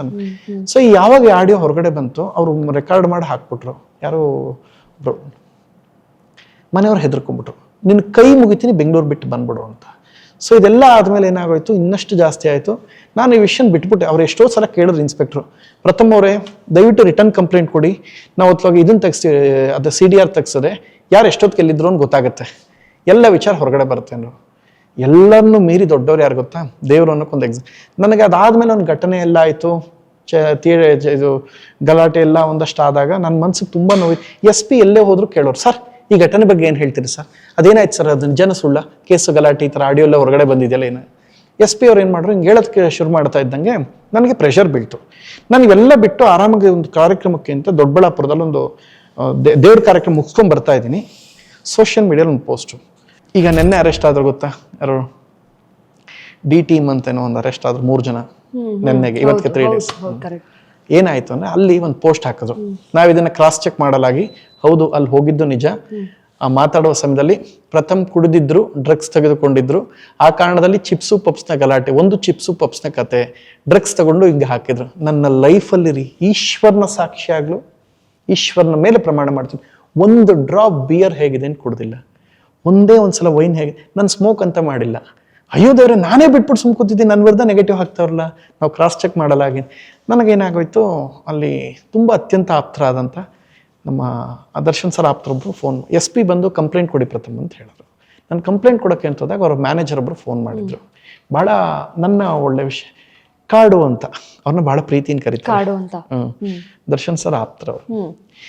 ಪ್ರಥಮ್ ಅವರು ತುಂಬಾ ಕೋಪ ಮಾಡ್ಕೊಂಡ್ಬಿಟ್ಟಿದ್ದಾರೆ ನೀವು ಅಂದ್ರೆ, ನಾನು ಕೆಟ್ಟದಾಗ ಒಂಚೂರು ಮಾತಾಡ್ಬಿಟ್ಟೆ ಕೋಪದಲ್ಲಿ ಅವ್ರಿಗೆ. ರೀ ಪ್ರಾಣ ತೆಗಿಯೋಂಗೆಲ್ಲ ಬರ್ತಾರೆ ಏನ್ರಿ ಇದು, ನಾನು SP ಆಫೀಸಲ್ಲಿ ಇದ್ದೀನಿ, ಅವರು ಲೀಗಲಿ ಇನ್ವೆಸ್ಟಿಗೇಷನ್ ಮಾಡ್ತಾರೆ, ಯಾರು ತಪ್ಪಿರುತ್ತೆ ಅವ್ರು ಒಳಗೋಗ್ತಾರೆ ಬಿಡಿ, ಸೊ ಹಿಂಗೆಲ್ಲ ಆಗುತ್ತೆ, ಇದನ್ನ ಕರೆದು 2 ದಿನದಲ್ಲಿ ಸಮಾಧಾನ ಮಾಡ್ತೀನಿ, ಸುಮ್ಮನೆ ರೀ ಪ್ರಥಮ್ ಅಂತ ಹೇಳಿದ್ರು. ಅರ್ಥ ಆಯ್ತಾ? ಶಿವಕುಮಾರ್ ಅಂತ ಅವರು ಚಿರಂಜೀವಿ ಸರ್ಜಾ ಅವ್ರದ್ದು ರಾಜ ಮಾರ್ತಾಂಡ ಸಿನಿಮಾ ಪ್ರೊಡ್ಯೂಸರು, ಅಜಿತ್ ಅನ್ನೋ ಒಂದು cinema Chiranjeevi Sarja producer, and ತುಂಬ ಕಾಲದಿಂದ ದರ್ಶನ್ ಸರ್ನ ಕಾಪಾಡ್ಕೊಂಬಂದಿರೋ ಸ್ನೇಹಿತರು, ಒಳ್ಳೆ ವ್ಯಕ್ತಿ. ಅವ್ರು ಹಂಗಂದಾಗ ನಾನು ಕೋಪ, ಏನು ಬ್ರದರ್ ಈ ಥರ ಚುಚ್ಚಕ್ಕೆಲ್ಲ ಬಂದ್ಬಿಡ್ತಾರೆ ಅಂತ ಹೇಳೋರು, ಅವ್ರ ಹೆಸರು ಹೇಳ್ಕೊಂಡು ನಾವು ಬದುಕೋಂಗಿಲ್ವ, ಏನು ಅನ್ಕೊಂಡಿದ್ದೀರಾ ಅಂತ. ನನ್ನ ಮೇಲೆ ಗೌರವ ಇದ್ದರೆ ನೀವು ಕಂಪ್ಲೇಂಟ್ ಕೊಡದೆ ವಾಪಸ್ ಮನೆಗೆ ಬನ್ನಿ. ನಾನು ವಾಪಸ್ ಮನೆಗೆ ಬಂದುಬಿಟ್ಟೆ. ಮನೆಗೆ ಬಂದು ದೇವಸ್ಥಾನ ಪೂಜೆ ಮುಗಿಸ್ಕೊಂಡೆ ನಾನು ವಾಪಸ್ ಬರ್ತಾ ಇದ್ದೀನಿ. ನಾವು 2 ದಿನದಲ್ಲಿ ಅವ್ರನ್ನ ಹಿಡಿದು ಕ್ಷಮೆ ಕೇಳಿಸ್ತೀನಿ ಅಂತ ಹೇಳಿದ್ರು, ಯಾರು ಹಂಗೆ ಮಾಡಿದಾರೆ ಅವರಿಬ್ಬರದು. ಅದಾದ ತಕ್ಷಣ ಕುಡಿದ ಮತ್ತಿನಲ್ಲಿ ಡ್ರಗ್ಸ್ ತೆಗೆದುಕೊಂಡು ನನ್ನ ಲೈಫಲ್ಲೇ ರೀ ಈಶ್ವರನ ಮೇಲೆ ಪ್ರಮಾಣ ಮಾಡಿ ಹೇಳ್ತೀನಿ. ಅದಾದ್ಮೇಲೆ ಎಲ್ಲರೂ ಯಾರ್ಯಾರಿದ್ರೆ ಎಲ್ಲನೂ ಕರೆದು ಎನ್ಕ್ವೈರಿ ಮಾಡೋರು. ನನ್ನ ಕಾನೂನು ಕೈ ಕೊಡ್ತು, ಜನ ಕೆಲವರು ನೆಗೆಟಿವ್ ಒಂದಷ್ಟೆಲ್ಲ ಹಾಕಕ್ಕೆ ಶುರು ಮಾಡಿದ್ರು. ಬಟ್ ಆ್ಯಕ್ಚುಲಿ ಒಂದು ಶಾಕಿಂಗ್ ಹೇಳ್ತೀನಿ, ಕೇಳಿಸ್ಕೊಡಿ.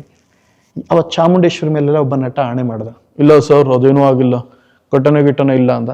ಅದಾದ ಮಾರನೇ ದಿನಕ್ಕೆ ಆಕ್ಸಿಡೆಂಟ್ ಆಗೋಯ್ತು ಒಂದು ಕಾರು, ಒಬ್ಬ ಹುಡುಗನ ಕಾಲು ಮುರಿದೋಯ್ತು ದೊಡ್ಡಬಳ್ಳಾಪುರದ ಹತ್ರ. ನಾನು ಅವತ್ತು ಹೋಗಿ ದೇವ್ರ ಹತ್ರ ಬೇಡ್ಕೊಂಡೆ. ತುಂಬ ಸಲ ನಾನು ತಪ್ಪಿಸ್ಕೊಂಡಿದ್ದೀನಿ, ತಪ್ಪು ಮಾಡಿ ನೀವು ತಪ್ಪಿಸ್ಕೊಂಡಿರ್ತೀವಿ, ಎಷ್ಟೋ ಸಲ ತಪ್ಪು ಮಾಡಿ, ಕೆಲವು ಸಲ ತಪ್ಪೇ ಮಾಡದೆ ಸಿಗಾಕೊಂಡಿರ್ತೀವಿ ಗೊತ್ತಾ.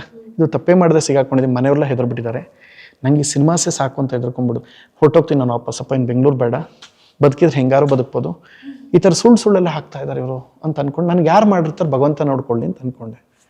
ನೆಕ್ಸ್ಟ್ ಡೇ ಯಾವಾಗ ಚಾಮುಂಡೇಶ್ವರಿ ಮೇಲೆ ಆಣೆ ಮಾಡಿ ಸುಳ್ಳು ಹೇಳೋರು, ಆಕ್ಸಿಡೆಂಟ್ ಮಾಡಿ ಕಾಲೇ ಮುರಿದೋಯ್ತಾ ಹುಡುಗನಿಗೆ, ಯಾರೋ ಒಬ್ಬನಿಗೊಂದು ಹುಡುಗನಿಗೆ ಏಟಾಯಿತು. ಈ ವಿಚಾರದಲ್ಲಿ ಸುಳ್ಳು ಹೇಳ್ದಂಥ ಒಬ್ಬ ಪಬ್ಲಿಕಲ್ಲಿ ಸುಳ್ಳು ಹೇಳ್ದ ಒಬ್ಬ ನಟ, ಸೊ ಅವ್ನಿಗೆ ಆಯಿತು. ಅದಾಗ ಒಂದು ವಾರಕ್ಕೆ ನನಗೆ ಯಾರು ತೊಂದರೆ ಮಾಡಿರೋ ಅವರಿಬ್ಬರಿಗೆ ಅರೆಸ್ಟ್ ಆದರು. ಯಾರು ರೌಡಿ ಶೀಟರು ಮತ್ತಿದು ನನಗೆ ತೊಂದರೆ ಮಾಡಿದವರು. ಅದಾದ್ಮೇಲೆ ಕೇಳ್ಕೊಂಡ್ರು, ಪ್ರಥಮಿದ್ ಬೆಳೆಸೋ ಆಸಕ್ತಿ ಇದೆಯಾ ಅಂದರು.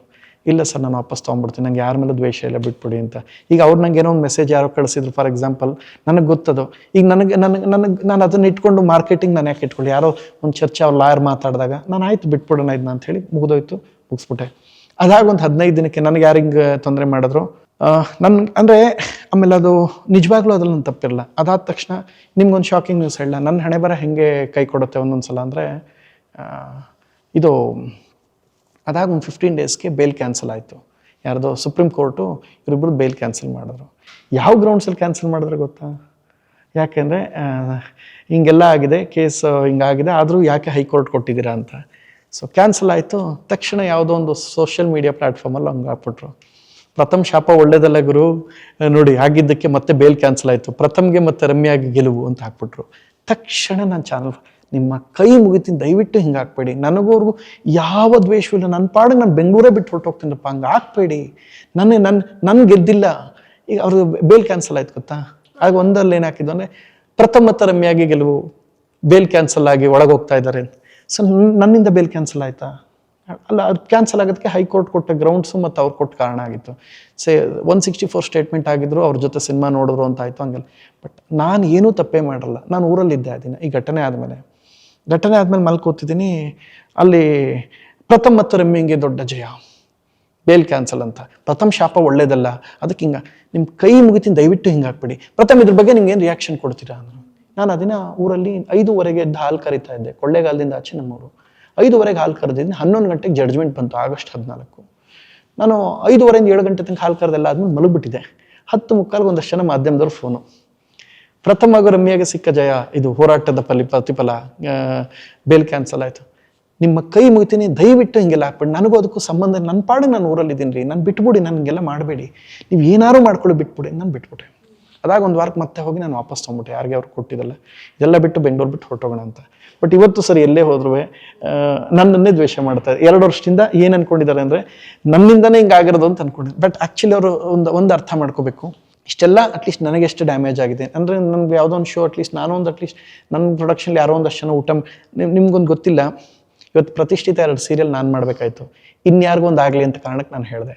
ನನ್ನ ಪ್ರೊಡಕ್ಷನ್ಲಿ ಉಮೇಶ್ ಸರ್ ಹಿರಿಯ ನಟರು, ನನಗೆ ನನ್ನೊಂದು ಆಸೆ ಏನು ಗೊತ್ತಾ, ಉಮೇಶ್ ಥರ ಬದುಕಬೇಕು ಅಂತ. ಹಿರಿಯ ನಟ ಉಮೇಶ್ ಇದ್ರು ಗೊತ್ತಾಗಿ ತೀರ್ಕೊಂಡಲ್ಲ, ಯಾಕೆಂದ್ರೆ ಅವ್ರಿಗೆ 79 ವರ್ಷ ಆಗಿತ್ತು, 80 ಸಮಥಿಂಗ್ ವರ್ಷ ಆಗಿತ್ತು.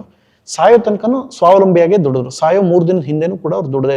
ನನಗೆ ನಾಳೆ ನನ್ನ ಕಷ್ಟ ಆಯಿತು ವಾಪಸ್ಸು ಬಂದು ಜನಗಳೇ ನನ್ನ ಕಷ್ಟದಲ್ಲಿದ್ದೀನಿ ನಂಗೆ ಊಟ ಕೊಡಿ ಅಂತ ಕೇಳೋಂಗೆ ಆಗಬಾರ್ದು. ಎಲ್ಲ ಚೆನ್ನಾಗಿದ್ದಾಗ ಬೇಡಿಕೆಲಿದ್ದಾಗಲೇ ಊರಿಗೆ ಹೊರಟೋಗೋಣ ಅಂತ ಹೋಗ್ತಾರೆ. ಹಿಂಗೆ ಹೋಗಬೇಕು ಅಂತಿದ್ದಾಗ ಎಲ್ಲಿ ಹೋದ್ರೂ ಡ್ಯಾಮೇಜ್ ಅಂತ ಆಗೋಯ್ತು, ನನಗೆ ಯಾವುದೇ ಕಾರ್ಯಕ್ರಮ ಕರೀದಿದ್ದಂಗೆ ಆಗೋಯ್ತು. ಸೊ ಇದಕ್ಕೆ ಎಲ್ಲ ನಿಲ್ಲಿಸಿ ನಾನು ಊರಿಗೆ ಹೊರಟೋಗ್ಬಿಟ್ಟೆ, ಸಾಕಪ್ಪ ಅಂತ. ಒಂದು ತುಂಬ ಹೆಲ್ತಿ ತಮಾಷೆ ವಿಚಾರ ಹೇಳ್ತೀನಿ.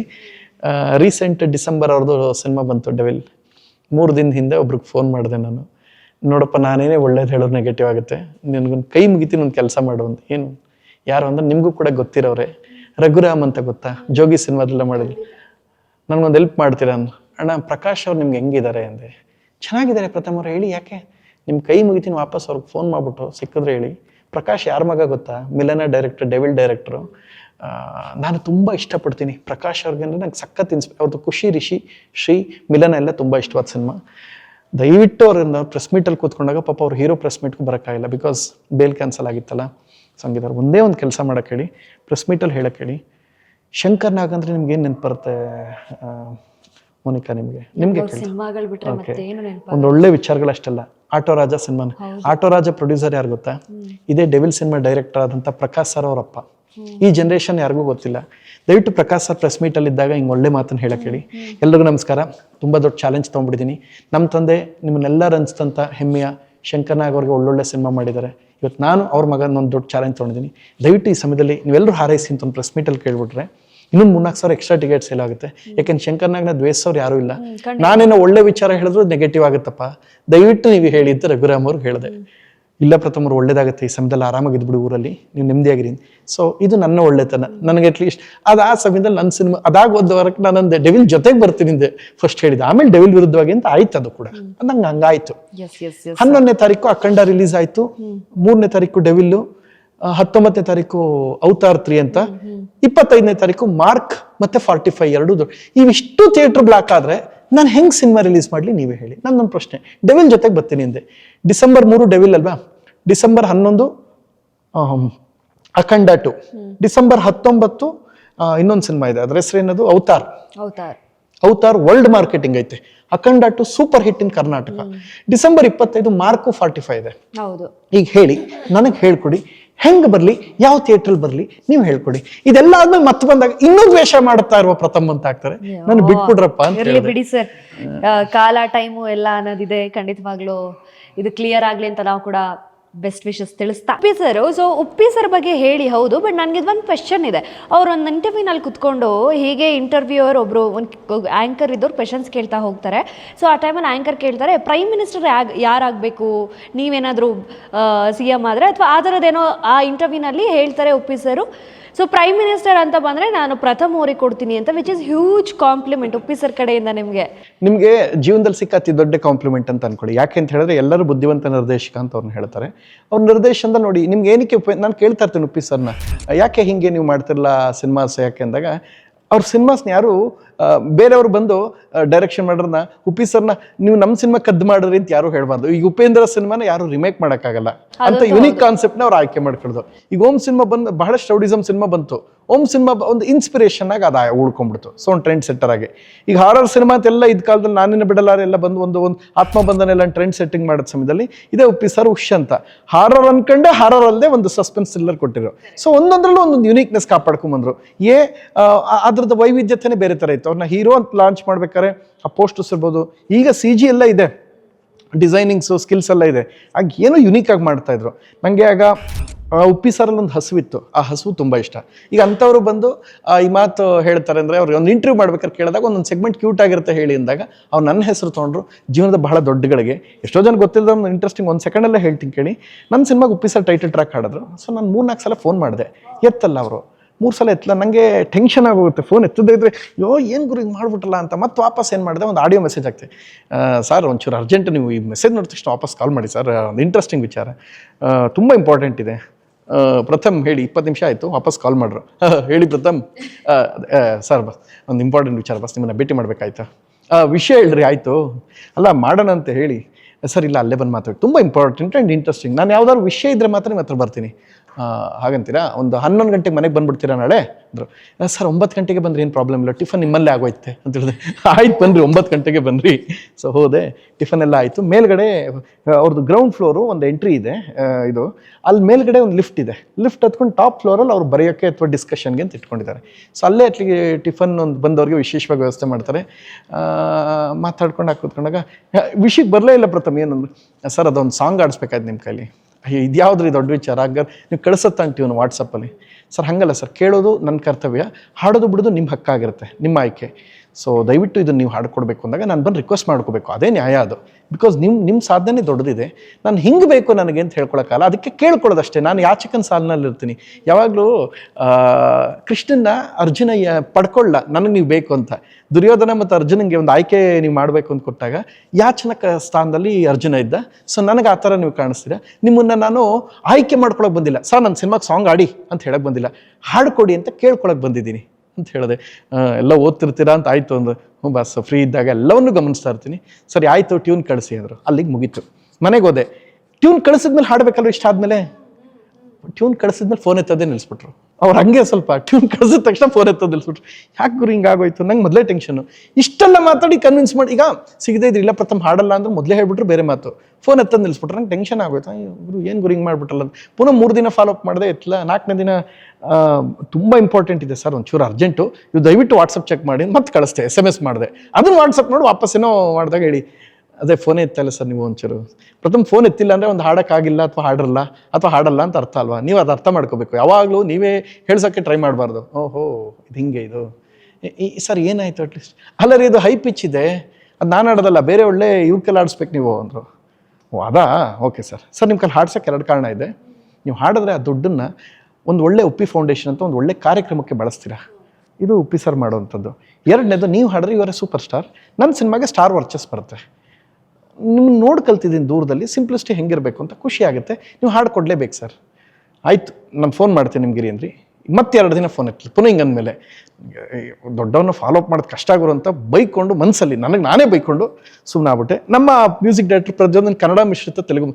ಸರ್ ಅದು ಆಯಿತು ಸರ್ ಏನು ಆಯಿತು ಸರ್ ಅದು 4ನೇ ದಿನ ಶ್ರೀರಾಮ್ ಅಂತ ಉಪ್ಪಿ ಸರ್ ಮ್ಯಾನೇಜರ್ ಇದ್ದರು. ಈಗ ಅವರು ಸುದೀಪ್ ಸರ್ ಜೊತೆಗೆ ಎಲ್ಲ ಡೇಟ್ಸು ಪ್ರತಿಯೊಂದು ನೋಡ್ಕೊಳ್ತಾ ಇದ್ರು ಕೆಲವು ಸಿನಿಮಾಗಳಿಗೆ. ಸೊ ಉಪ್ಪಿ ಸರ್ಗೆ 15 ವರ್ಷಗಳ ಕಾಲ ಅವರೊಂದು ಹೆಚ್ಚು ಕಡೆ ಮೋರ್ ದೆನ್ 15 ಇಯರ್ಸ್ ಏನೋ ಮ್ಯಾನೇಜರ್ ಆಗಿದ್ರು. ಫೋನ್ ಮಾಡ್ರು, ಪ್ರಥಮ್ ಸರ್ ಫೋನ್ ಮಾಡೋಕ್ಕೆ ಹೇಳಿದ್ರು. ಸರ್ ಹೇಳಿ ಸರ್, ಒಂಚೂರು ಫೋನೇ ಸಿಗ್ತಾ ಇಲ್ಲ, ಅವ್ರು ಹೇಳಿ ಸರ್ ಏನು ವಿಷಯ. ಪ್ರಥಮ್ ನಾಳೆ ಹಾಡಿಸ್ಕೋಬೋದಾ ಅಂದರು. Okay sir, definitely sir. ನಾಳೆ ಅಂದರೆ ಸರ್ ಥಿಯೇಟರ್ ಈಗಲೇ ಸ್ಟುಡಿಯೋ ಬುಕ್ ಬೇಡ ರೀ, ಅಬ್ಬಾಯಿ ನಾಡು ಸ್ಟುಡಿಯೋ ಬುಕ್ ಮಾಡಿದ್ದಾರೆ, ಸರೇ ಮಾಡಿದ್ದಾರೆ, ನೀವೇನು ತಲೆ ಕೆಡಿಸ್ಕೊಬೇಡಿ, ಸುಮ್ಮನೆ ಬನ್ನಿ, ನೀವು ಬಂದು ಆಡಿಸ್ಕೊಂಡು ಹೋಗಿ, ಓಕೆ ಅಲ್ವಾ ಅಂದರು. ಸೂಪರ್ ಸರ್, ಓಕೆ ಸರ್, ಬೆಳಿಗ್ಗೆ 11 ಗಂಟೆ ಫಿಕ್ಸ್ ಸರ್ ಅಂತ ಏನೋ ಒಂದು ಜೋಶಲ್ಲಿ ಹೇಳ್ಬಿಟ್ಟೆ. 11 ಗಂಟೆಗೆ ಉಪ್ಪಿ ಸರ್ ಬಂದರು. ಅವ್ರದೊಂದು ಕಾರು ದೀಪು ಅಂತ ಉಪ್ಪಿ ಸರ್ದು ಗನ್ ಮ್ಯಾನ್ ನೋಡ್ಕೊಳ್ತಾರೆ, ಅವ್ರು ಬಂದರು. ಎಲ್ಲ ಆಯಿತು. ಡ್ರೈವರ್ ಒಬ್ಬರು, ಅದೊಂದು ವಿಶೇಷ ಒಂದು car, black colour car. So ಬಂದರು. 11 ಗಂಟೆ ಮಾರನೇ ದಿನ. ಇವತ್ತೇನೋ ನನಗೆ ಅದೇ ಭಯ, ಮತ್ತೆ ಸಿಗ್ಗಿದ್ದವ್ರೆ ಅಂತ. ಹಂಗೆ ಮಾಡಲ್ಲ ಸಾಮಾನ್ಯವಾಗಿ. ಸೊ ಉಪ್ಪಿ ಸರ್ ಕಾರಲ್ಲಿ ಬಂದರು, ಬ್ಲ್ಯಾಕ್ ಕಲರ್ ಕಾರಲ್ಲಿ. ಆ ವಿಡಿಯೋ ಬಹುಶಃ ಸಖತ್ ವೈರಲ್ ಆಗಿತ್ತು. ಉಪ್ಪಿ ಸರ್ ಬರ್ತಾರೆ, ಬಂದ ತಕ್ಷಣ ಹಾಡಿದ್ರು. ಹಾಡ್ಬೇಕಾದ್ರೆ ದೀಪು ಅಂತ ಅವ್ರ ಗನ್ಮನ್, ಪ್ರಥಮ್ ಸಾರು 3 days ಯಾಕೆ ಅಂದರೆ ಅದು ಸ್ವಲ್ಪ ಹೈ ಪಿಚ್ ಇತ್ತಲ್ಲ, 2 days ಅವರೇ ಪ್ರಾಕ್ಟೀಸ್ ಮಾಡಿದ್ದಾರೆ ಪ್ರಥಮ್. ಸೊ ಹೈ ಪಿಚ್ಚಿಂಗ್ ಇರಬೇಕು ಅಂತ ನಾನಾಗ ಅನ್ಕೊಂಡೆ, ಇಷ್ಟು ಸಾಧನೆ ಮಾಡಿದ್ರು ಡೆಡಿಕೇಶನ್ ಹಿಂಗೆ ಮುಖ್ಯ ಆಗತ್ತಾ, ಸುಮ್ಮನೆ ಕಾಟಾಚಾರಕ್ಕೆ ಬಂದ ಒಂದು ಹಾಡ್ಬಿಟ್ಟು ಎದ್ದೋಗ್ಬೋದಾಗಿತ್ತು ಅವರು. ಅದು ಹೈ ಪಿಚ್ ಇತ್ತು ಅನ್ನೋ ಕಾರಣಕ್ಕೆ ಸುಮ್ಮನೆ ಕಾಟಾಚಾರಕ್ಕೆ ಹೇಳಿದೆ ಅಂತ ಅನ್ಸುತ್ತೆ, ಬೇಡ ಅಂತ ಬಂದು ಹಾಡ್ಬಿಟ್ಟು ಪ್ರಾಕ್ಟೀಸ್ ಮಾಡಿದ್ರು ಅಂತ ಕೇಳ್ಪಟ್ಟೆ. ಖುಷಿ ಆಯಿತು. ಇದು ಏನನ್ಸುತ್ತೆ ಅಂದರೆ ಈ ಜನ್ರೇಷನ್ಗೆ ಪ್ರಿಪ್ರೇಷನ್, ಪೂರ್ವ ಸಿದ್ಧತೆ ಎಷ್ಟು ಮುಖ್ಯ ಅನ್ನೋದು ಅದಾಗ ಒಂದು ವಾರಕ್ಕೆ ಈ ವಿಡಿಯೋ ನೋಡಿದೆ. ಅವ್ರ ಬಾಯಲ್ಲಿ ಅದೇನು ಅನಿಸ್ತಾ, ನಾನು ಅದೇನೋ ಸ್ಟೇಜಲ್ಲಿ ಅಲ್ಲಿ ಹೇಳ್ಬೇಕಾರೆ ರಾಮನಿಗೆ ಭಕ್ತ ಹನುಮ ಊರಿಗೊಬ್ಬನೇ ಈ ಪ್ರಥಮ ಅಂತ ಲಿರಿಕ್ಸ್ ಭರ್ಜರಿ ಚೇತನ್ ಬರ್ದಿರು. ಆ ಸಾಂಗ್ ಆಡೋಕ್ಕೂ ಇದಾಗೋದಕ್ಕೂ ಅದೇ ಸಮಯದಲ್ಲಿ ಶಿವಣ್ಣ ಕೂತ್ಕೊಂಡು ಒಂದು ಪ್ರೋಗ್ರಾಮಲ್ಲಿ ಕೇಳೋದಕ್ಕೂ ಈಗ ಪ್ರಥಮ ಬಗ್ಗೆ ಒಂದು ಸಾಂಗ್ ಆಡಿ ಅಂದಾಗ ಅವ್ರು ಹೇಳಿದ್ರು, ಎಲ್ಲ ಒಂದಕ್ಕೊಂದು ಮ್ಯಾಚ್ ಆಯಿತು. ತಕ್ಷಣ ಅವ್ರ ಕಾರ್ಯಕ್ರಮ ಕೇಳಿದಾಗ PM ಯಾರಾಗಬೇಕು ಅಂದಾಗ ಒಂದು ವಿಶೇಷವಾದ ಆನ್ಸರ್ ಮಾಡಿ ಅಂದಾಗ ಅವ್ರು ಆಯ್ಕೆ ಅದು ಮಾಡಿದ್ರು. ಇಂಥ 10 ಹಲವು ನೋಡಿ ಆಗೋದೇ ಇಲ್ಲ ಅಂತಿದ್ದದ್ದು ಹಾಡೋದ್ರ ಜೊತೆಗೆ ಡಿಸಿಪ್ಲಿನ್ ಎಷ್ಟು ಮುಖ್ಯ ಅಂತಾನು ಕಲಿಸ್ಕೊಳ್ತಾರೆ. ಸೊ ಇಂಥ ವಿಚಾರಗಳು ನಂಗೆ ಇನ್ಸ್ಪಿರೇಷನ್. ಖಂಡಿತವಾಗ್ಲು ಅದು ಖುಷಿ ವಿಚಾರ. ಬಿಕಾಸ್ ಉಪ್ಪಿ ಸರ್ ಪ್ರಾಕ್ಟೀಸ್ ಮಾಡಿ ನಿಮ್ಗೋಸ್ಕರ ಬಂದು ಅದೊಂದು ಅಪ್ರೋಚ್ ಮಾಡೋದಿದೆಯಲ್ಲ. ಇನ್ನೊಂದು ಸರ್ಪ್ರೈಸಿಂಗ್ ಶಾಕಿಂಗ್ ಗೊತ್ತಾ, ಇದೇ ಉಪ್ಪಿ ಸರ್ಗೆ ಒಂದ್ಸಲ ಇದೇ ಥರ ಮತ್ತೆ ಅವ್ರು ಒಂದ್ಸಲ ಫೋನ್ ಮಾಡ್ರಿ ಇತ್ತಲ್ಲ, ಮತ್ತೆ ಇನ್ನೊಂದು ಸ್ವಲ್ಪ ದಿನ ಬಿಟ್ಟು ಒಂದು ಫೋನ್ ಮಾಡಿದೆ, ಮತ್ತಿತ್ತಲ್ಲ, ಸರ್ ತುಂಬ ಇಂಪಾರ್ಟೆಂಟು ದಯಮಾಡಿ ನೋಡಿ. ಯಾವುದು? ನೀವು ನೋಡಿ ಸರ್, ದಯಮಾಡಿ ನೋಡಿ ಅಂತ ವಾಟ್ಸಪ್ಪಲ್ಲಿ ಮೆಸೇಜ್ ಹಾಕಿದ್ದೆ. ಸ್ವಲ್ಪ ಹೊತ್ತಾದ್ಮೇಲೆ ಫೋನ್ ಮಾಡಿದ್ರು, ಸರ್ ಏನಿಲ್ಲ, ಒಬ್ಬ ಒಳ್ಳೆ ಅದ್ಭುತವಾದ ನಿರ್ದೇಶಕ ನನ್ನ ಹತ್ರ ಬಂದಿದ್ದಾರೆ, ನನ್ನ ಊರವರೇ, ನಾವೆಲ್ಲ ಒಟ್ಟಿಗೆ ಕಾಲೇಜಲ್ಲಿ ಒಟ್ಟಿಗೆ ಹೈಸ್ಕೂಲೆಲ್ಲ ಒಟ್ಟಿಗೆ ಓದಿದ್ದು, ನಾನು ಸ್ವಲ್ಪ ಟ್ಯಾಲೆಂಟ್ ಆಗಿದ್ದೆ ಇರೋದ್ರು, ಅವ್ರು ನಂಗಿನ ಟ್ಯಾಲೆಂಟ್ ಆಗಿದ್ದೆ ಡೈರೆಕ್ಟರ್ ಆಗೋರೆ ಅಂದೆ. ಆಯ್ತು ಹೇಳಿ ಅಂದರು. ಸರ್ ಒಂದು ಒಳ್ಳೆ ಕತೆ ಮಾಡಿ ಬಂದಿದ್ದಾರೆ ಸರ್, ಖಂಡಿತ ನೀವು ಅವ್ರಿಗೆ ಸಿನಿಮಾ ಮಾಡಿ ಅಂತ ನಾನು ಹೇಳ್ತಾ ಇಲ್ಲ ಸರ್, ಮಾಡಿ ಅಂತ ಹೇಳ್ತಾ ಇಲ್ಲ, ನೀವು ಅವ್ರಿಗೆ 10 ನಿಮಿಷ ಟೈಮ್ ಕೊಡಿ, ಅವ್ರು ನಿಮ್ಗೆ ಕತೆ ಒಂದು ಒಳ್ಳೆ ಕತೆ ತಲುಪಿಸಿಲ್ಲ ಅನ್ನೋ ಗಿಲ್ಟ್ ನನಗೆ ಯಾಕೆ ಸರ್ ಕಾಡಬೇಕು, ನಿಮಗೆ ಒಳ್ಳೆ ಕತೆ ತಲುಪಿಸಿಲ್ಲ ಅನ್ನೋ ಗಿಲ್ಟ್ ನನಗೆ ಯಾಕೆ ಕಾಡಬೇಕು, ನನಗೆ ಹೇಳಿದ್ದಾರೆ. ಸೊ ಯಾರದು ಪ್ರಥಮ ನವನೀತ್ ಅಂತ ಕರ್ವ ಅಂತ ಒಂದು ಸಿನಿಮಾ ಬಂದಿದೆ, ಓ ನೋಡಿದ್ದೇನ್ರಿ ಅದು ಅಂದರು. ಸರಿ ಇಲ್ಲ ಅಲ್ಲಿ ಒಂದು ರಿಕ್ವೆಸ್ಟ್ ಇದೆ ಸರ್, ನಿಮ್ಮನ್ನವ್ರು ಭೇಟಿ ಮಾಡಬೇಕು ಅಂತ ಒಳ್ಳೆ ಕತೆ ಎತ್ಕೊಂಡ್ಬಂದಿದ್ದಾರೆ ಅಂತ ಹೇಳಿದಾಗ ನೀವು ನಾಳೆ ಅವ್ರನ್ನ ಭೇಟಿ ಮಾಡ್ತೀನಿ ಅಂತ ಆಗೋದಾದ್ರೆ ಹಿಂದಿನ ದಿನ ಇನ್ನೊಂದ್ಸಲ ಸಿನಿಮಾ ನೋಡಿ ಸರ್, ಆಗ ನಾವು ಇದಕ್ಕೂ ಮುಂಚೆ ಯಾವಾಗಲೂ ನೋಡಿರ್ತೀವಿ, ನಾಳೆ ನಾನು ಇವ್ರನ್ನ ಭೇಟಿ ಮಾಡ್ತೀವಿ ಅಂದಾಗ ಅದ್ರ ಹಿಂದಿನ ದಿನ ನೋಡಿದಾಗ ಅದು ನಿಜವಾಗ್ಲೂ ವರ್ಕ್ ಅರ್ಥ ಆಗುತ್ತೆ. ಹೌದಾ, ಓಕೆ ನೋಡ್ತೀನಿ. ಸೊ ಅಭಿನಯ ಥಿಯೇಟ್ರಲ್ಲಿ 50 ದಿನ ಓಡಿರೋದು, ಅಭಿನಯ ಬಂದು ಹಿಂದಿ ಸೆಂಟರ್ಸ್, ಅಲ್ಲಿ ಕನ್ನಡ ಸಿನಿಮಾಸ್ ಓಡಲ್ಲ. ಸೊ ನೀವು ಚೆಕ್ ಮಾಡಿಕೊಂಡು ಎಸ್ ಅಂದರೆ ಮಾತ್ರ ಅವ್ರನ್ನ ಮನೆಗೆ ಬಿಡಿ ಸರ್, ಇಲ್ಲ ಅಂದರೆ ಬೇಡ. ಎಂಥ ಘಟನೆ ನಡೀತು ಗೊತ್ತಾ, ಇದಾದಮೇಲೆ ಉಪ್ಪಿ ಸರ್ ನೈಟ್ ನೋಡಿದ್ರು ಅನ್ಸುತ್ತೆ, ಬೆಳಗಿನ ಮಾಮೂಲಿ ಮಾರನೇ ದಿನ 2 days ಬಿಟ್ಟು ಕರ್ಸ್ಕೊಂಡ್ರು, ನಾನು ಅವರು ಜೊತೆಲೇ ಹೋದ್ವಿ. ಜೊತೆಲಿ ಹೋಗ್ಬೇಕಾದ್ರೆ ಉಪ್ಪಿ ಸರ್ಗೆ ಅವ್ರು ರೀಡಿಂಗ್ ಕೊಡ್ತಾ ಇದ್ದು, ನಾನು ಕೆಳಗೆ ಹೊಟ್ಟೋಗ್ಬಿಟ್ಟೆ. ಪ್ರಿಯಾಂಕಾ ಮೇಡಮ್ ಹತ್ರ ಕೆಳಗಡೆ ಫ್ಲೋರ್ಲಿ ಕೂತ್ಕೊಂಡು ಮಾತಾಡ್ತಾ ಇದ್ದೆ. ಪ್ರಥಮ ಬನ್ನಿ ಅಂದ್ರೆ, ಇಲ್ಲ ಸರ್ ಒಬ್ಬ ನಿರ್ದೇಶಕ, ಅವರು ನನ್ನ ಫ್ರೆಂಡು, ನಾನು ಕೂತ್ಕೊಂಡು ಕತೆ ಕೇಳ್ಬೋದು, ಅವರು ನಿರ್ದೇಶಕರಾಗಿ ಬಂದು ನಂಗೆ ಫ್ರೆಂಡಾಗಿ ಬಂದಾಗ ಚರ್ಚೆಗೆ ಸುಮ್ಮನೆ ಕೂತ್ಕೋತೀನಿ ನಾನು ನಿಮ್ಮ ಜೊತೆಗೆ. ಆತ ನಿರ್ದೇಶಕನಾಗಿ ಬಂದಾಗ ಯಾವುದೋ ಒಂದು ಇನ್ಪುಟ್ ಇಷ್ಟ ನನಗೂ ಕದಿಬೇಕು ಅನ್ಸುತ್ತೆ, ನನ್ನಲ್ಲಿರೋ ಕಳ್ಳ ಜಾಗೃತನ ಕದ್ಗಿದ್ಬಿಟ್ರೆ ಕಷ್ಟ, ಅವ್ರಿಗೆ ಏನಿರುತ್ತೆ ನಿಮ್ಗೆ ಹೇಳಿ ಸರ್. ತುಂಬ ಇಷ್ಟಪಟ್ಟು ಉಪ್ಪಿ ಸರ್ ಎಂಥ ಕೆಲಸ ಮಾಡಿದ್ರು ಗೊತ್ತಾ, ನನ್ನ ಸ್ನೇಹಿತನಿಗೆ ಪ್ರೊಡ್ಯೂಸರ್ ಯಾರು ಅಂದ್ರೆ, ಅದೇ ಸರ್ ಸರ್ಚಿಂಗಲ್ಲಿ ಇದ್ದೀನಿ, ಈ ಥರ ಹೆಂಗಿದೆ, ನನಗೊಂದು ಡೇಟ್ ಇದೆ, ಆ ನಿರ್ಮಾಪಕರು ನಿಮಗೆ ಕೊಡ್ತೀನಿ ಮಾಡಿ ಅಂಥೇಳಿ ತರುಣ್ ಶಿವಪ್ಪನ ತೊಗೊಂಡೋಗಿ ಇದೇ ನವನೀತ್ ಹತ್ರ ಬಿಟ್ಟರು. ಯಾರು? ಉಪ್ಪಿ ಸರ್. ಅಂದರೆ ನೀವು ಕತೆ ಹೇಳಕ್ಕೆ ಬಂದಾಗ ನಿಮಗೆ ಪ್ರೊಡ್ಯೂಸರ್ ಕೊಟ್ಟರೆ ಹೆಂಗಿರಲ್ಲ, ಅದು ಒಬ್ಬ ಸ್ಟಾರು, ಹೊಸಬ್ರು ಪ್ರೊಡ್ಯೂಸರ್ ಇಟ್ಕೊಂಬರೋದು ಬೇರೆ. ಸೊ ಕೊಟ್ಟರು. ಆ ಸಮಯದಲ್ಲಿ ಉಪ್ಪಿ ಸರ್ 2 ಸಿನಿಮಾ ನಡೀತಿತ್ತು, ಕಬ್ಜಾ ಮತ್ತು ಇನ್ನೊಂದು ಸಿನಿಮಾ, ಇನ್ನೊಂದು UI ಮುಗಿದಿತ್ತು. UI ಪ್ರೀ ಪ್ರೊಡಕ್ಷನ್ ಒಂದಷ್ಟು ವರ್ಕಲ್ಲಿದ್ದರು. ಅದರೊಳಗಡೆ ಇವ್ರೇನು ಮಾಡಿದ್ರು, ಇದೇ ತರುಣ್ ಶಿವಪ್ಪ ಅವರು ಶರಣ್ ಸರ್ ಹಾಕೊಂಡು ಚೂಮಂತರ ಸಿನಿಮಾ ಮುಗಿಸ್ಕೊಂಡು ಈ ಕಡೆ ಬರೋಣ ಅಂತ. ಈಗ ಇಬ್ರಿಗೂ ಉಪ್ಪಿ ಸರ್ ಆಯಿತು, ನೀವು ಬೇರೆ ಸಿನಿಮಾ ಮಾಡ್ತಾರೆ, ನಾವು ಬೇರೆ, ನವನೀತ್ಗೂ ಒಂದು ಡೇಟ್ ಕೊಟ್ಟಿದ್ದಾರೆ, ಈ ಕಡೆ ತರುಣ್ ಶಿವಪ್ಪ ಅವ್ರಿಗೂ ಡೇಟ್ ಕೊಟ್ಟಿದ್ದಾರೆ. ಕತೆ ಕೇಳಕ್ಕೆ ಬಂದು ಪ್ರೊಡ್ಯೂಸರ್ ಕೊಟ್ಟು ಅವ್ರಿಗೊಂದು ಸಿನಿಮಾನು ಮುಗಿಸಿ, ಶರಣ್ ಸರ್ಗೊಂದು ಸಿನಿಮಾನು ಆಗಿ ಇಬ್ಬರಿಗೂ ಡೇಟ್ ಕೊಟ್ಟು ಮತ್ತೆ ಸಿನಿಮಾ ಮಾಡ್ತಾ ಇದ್ದಾರೆ. ನೆಕ್ಸ್ಟ್ ಲೆವೆಲ್ ಅಂತ ತರುಣ್ ಶಿವಪ್ಪ ಒಂದು ಸಿನಿಮಾ ಪ್ರೊಡ್ಯೂಸ್ ಮಾಡ್ತಾ ಇದ್ದಾರೆ, ಈ ಕಡೆ ನವನೀತ್ಗೊಂದು ಸಿನಿಮಾ ಡೇಟ್ ಕೊಟ್ಟಿದ್ದಾರೆ. ಸೊ ಇದು ಉಪ್ಪಿ ಸರ್. ಇದು ಏನಾಗುತ್ತೆ ಅಂದರೆ, ನಾವು ಹೇಳೋ ಮಾತು ಎಷ್ಟು ಒಂದ್ಸಲ ಮುಖ್ಯ ಆಗುತ್ತೆ ಅಂದರೆ ಆ ಪ್ರತಿಭೆ ಕೂಡ ಮುಖ್ಯ ಆಗುತ್ತೆ. ಇದಕ್ಕೆ ನವನೀತಲ್ಲಿ ಪ್ರತಿಭೆ ಇತ್ತು, ಇವತ್ತು ಉಪ್ಪಿ ಸರ್ಗೆ ಅವ್ರು ಕತೆ ತೊಗೊಂಡೋಗಿ ಹೇಳಿ ಒಪ್ಸ್ಕೊಂಬಂದ್ರು. ಈ ಕಡೆ ತರುಣ್ ಶಿವಪ್ಪ ಅವ್ರದ್ದು ಡೇಟ್ ಇತ್ತು, ತಗೊಂಡು ಅದಕ್ಕೆ ತಗೊಳಪ್ಪ ಒಂದು ಸಿನಿಮಾ ಮಾಡುವಂತ ನೆಕ್ಸ್ಟ್ ಲೆವೆಲ್ ಅಂತ ಈಗ ಒಂದು 15 ದಿನದಿಂದ ಮುಹೂರ್ತ ಆಯಿತು. ಹಿಂಗೆ ಮಾಲಾಶ್ರೀ ಮಗಳು ಸೆಕೆಂಡ್ ಸಿನಿಮಾ ಅವ್ರದ್ದು, ಕಾಟೆ ಯಾರಿಗೂ ಗೊತ್ತಿಲ್ಲ ಅನ್ಸುತ್ತೆ, ಕಾಟೇರ ಆದ್ಮೇಲೆ ಈ ಸಿನಿಮಾ ಮೂಲಕ ಮತ್ತೆ ಬರ್ತಾ ಇದೆ. ಸೊ ಇಂಥ ಒಳ್ಳೊಳ್ಳೆ ವಿಚಾರಗಳು ನೀವು ಹೇಳೋ ಮಾತಿನ ಮೇಲೆ ನಿಂತ್ಕೊಡುತ್ತೆ. ಈಗ ಅವತ್ತು ನಾನು, ಅಲ್ಲ ಸರ್ ಉಪ್ಪಿ ಸರ್ ಹೇಗಿದ್ರೆ, ಸರ್ ಒಂದು ಒಳ್ಳೆ ಕತೆ ಇದೆಯಂತೆ, ಅದೇನು ನಿಮ್ಗೆ ಹೇಳಬೇಕು ಅಂತ ನೋಡಿ, ಇದು ಹೇಳ್ಬೋದು. ನಾನು ಹೇಳೋದು ಇಂಪ್ಯಾಕ್ಟ್ ಆಗಿರಲಿ ಅಂತ. ಸರ್ ದಯಮಾಡಿ ರಿಕ್ವೆಸ್ಟು, ಒಂದ್ಸಲ ಸಿನಿಮಾ ನೋಡಿ, ಯಾಕೆಂದರೆ ನೀವು ನೋಡಿರ್ತೀರಾ, ಬಟ್ ನಾಳೆ ರೀಡಿಂಗ್ ಕೊಡೋಕೆ ಬಂದಾಗ ಆತನ ಕ್ರಿಯೇಟಿವಿಟಿ ಏನೋ ಗೊತ್ತಾಗಬೇಕಲ್ಲ ಸಬಾಸ್, ಮತ್ತೆ ನೋಡಿದಾರೆ ಕೂಡ ಉಪ್ಪಿ ಸರ್. ಸೊ ಇಂಥ ಒಳ್ಳೊಳ್ಳೆ ವಿಚಾರಗಳು, ನಾವು ಒಳ್ಳೇದು ಮಾಡಬೇಕು ಅಂದಾಗ ಒಳ್ಳೇದೇ ಆಗುತ್ತೆ. ಆ್ಯಂಡ್ ನವನೀತಲ್ಲ ಪ್ರತಿಭೆ ಇತ್ತು, ಮಾಡಿದ್ರು. ತರುಣ್ ಶಿವಪ್ಪನಲ್ಲಿ ಒಳ್ಳೆ ಮನಸ್ಸಿತ್ತು, ತರುಣ್ ಶಿವಪ್ಪಂಗೆ ಡೇಟ್ ಕೊಟ್ಟರು. 3 ವರ್ಷಕ್ಕಾದಿದ್ದಕ್ಕೆ ಅದೇ ನಿರ್ಮಾಪಕ ಒಂದು ಸಿನಿಮಾನೂ ಆಯಿತು, ಶರಣ್ ಸರ್ ಜೊತೆಗೆ ಒಂದು ಸಿನಿಮಾ ಕೊಟ್ಟರು. ಅಫ್ಕೋರ್ಸ್ ನನ್ನ ಇನ್ಸ್ಪಿರೇಷನ್ ಶರಣ್ ಸರ್. ಸೊ ಅವ್ರಿಗೆ ಡೇಟ್ಸ್ ಕೊಟ್ಟು ಸಿನಿಮಾ ಚೂಮಂತರ ಆಯಿತು. ನೆಕ್ಸ್ಟ್ ಲೆವೆಲ್ ಅಂತ ಇನ್ನೊಂದು ಸಿನಿಮಾನೂ ಆಯಿತು. ಕೆಲವು ಮಾತುಗಳು ತುಂಬ ಒಳ್ಳೊಳ್ಳೆ ವಿಚಾರಗಳಿಗೆ ಒಂದು ಫೌಂಡೇಶನ್ ಆಗುತ್ತೆ. ಸೊ ನೆಕ್ಸ್ಟ್ ಬಂದು ಗಣೇಶ್ ಸರ್, ಅವ್ರಂದ್ರೆ ನಂಗೆ ಭಯ, ಅವ್ರ ವಿಷಯನೇ ಬಿಟ್ಬಿಡಿ. ನಂಗೆ ಎಲ್ಲರ ವಿಷಯನೂ ಓಕೆ, ಗಣೇಶ್ ಸರ್ ಅಂದ್ರೆ ಸ್ವಲ್ಪ ನಂಗೆ ಭಯ. ಎಲ್ಲ ಅನ್ಕೊಳ್ತಾರೆ ನಾನು ಗಣೇಶ್ ಸರ್ನ ಸ್ವಲ್ಪ ಎದುರು ಕೇಳ್ತೀನಿ. ಒಂದ್ಸಲ ನಮ್ಗೆ ಅವ್ರು ಕ್ಲಾಸ್ ತಗೊಂಡ್ಬಿಟ್ರು. ಅವರು ಹೆಂಗೆ ಗೊತ್ತಾ, ನನಗೆ ಯಾರೋ ಹೇಳಿದ್ರು, ನಾನು ತಪ್ಪು ಮಾಡ್ಬಿಟ್ಟೆ. ನಿಮ್ ಗಣೇಶ್ ಸರ್ ಬಗ್ಗೆ ಗೊತ್ತಿಲ್ಲದ ಒಂದು ವಿಚಾರ ಹೇಳ್ತೀನಿ. ಡಿಸಿಪ್ಲಿನ್ಗೆ ಇನ್ನೊಂದು ಹೆಸರು ಗಣೇಶ್ ಸರ್. ಈ ವಿಷಯ ಯಾರಿಗೂ ಗೊತ್ತಿಲ್ಲ. ಗಣೇಶ್ ಸರ್ ಹತ್ರ ಹೋಗ್ಬೇಕು ಅಂದ್ರೆ, ಸರ್ ನೀವು ಎಷ್ಟೇ ಶೂಟ್ ಇರಿ, 3 ಗಂಟೆ ತನಕ ರಾತ್ರಿ ಶೂಟ್ ಮಾಡಿ, ನಾಳೆ ಬೆಳಗ್ಗೆ 7 o'clock ಶೂಟ್ ಅಂದ್ರೆ ವಿತ್ ಮೇಕಪ್ 6:45 ರೆಡಿ ಇರ್ತದೆ. He is the only hero. ಯಾವತ್ತೂ ಗಣೇಶ್ ಇದುವರೆಗೆ ಸೆಟ್ಗೆ ಲೇಟಾಗಿ ಬಂದಿಲ್ವಂತೆ. ಇದು ಗಣೇಶ್ ಸರ್ ಮೇಲಿರೋ ಕಾಂಪ್ಲಿಮೆಂಟು ಪ್ಲಸ್ ಆರೋಪ.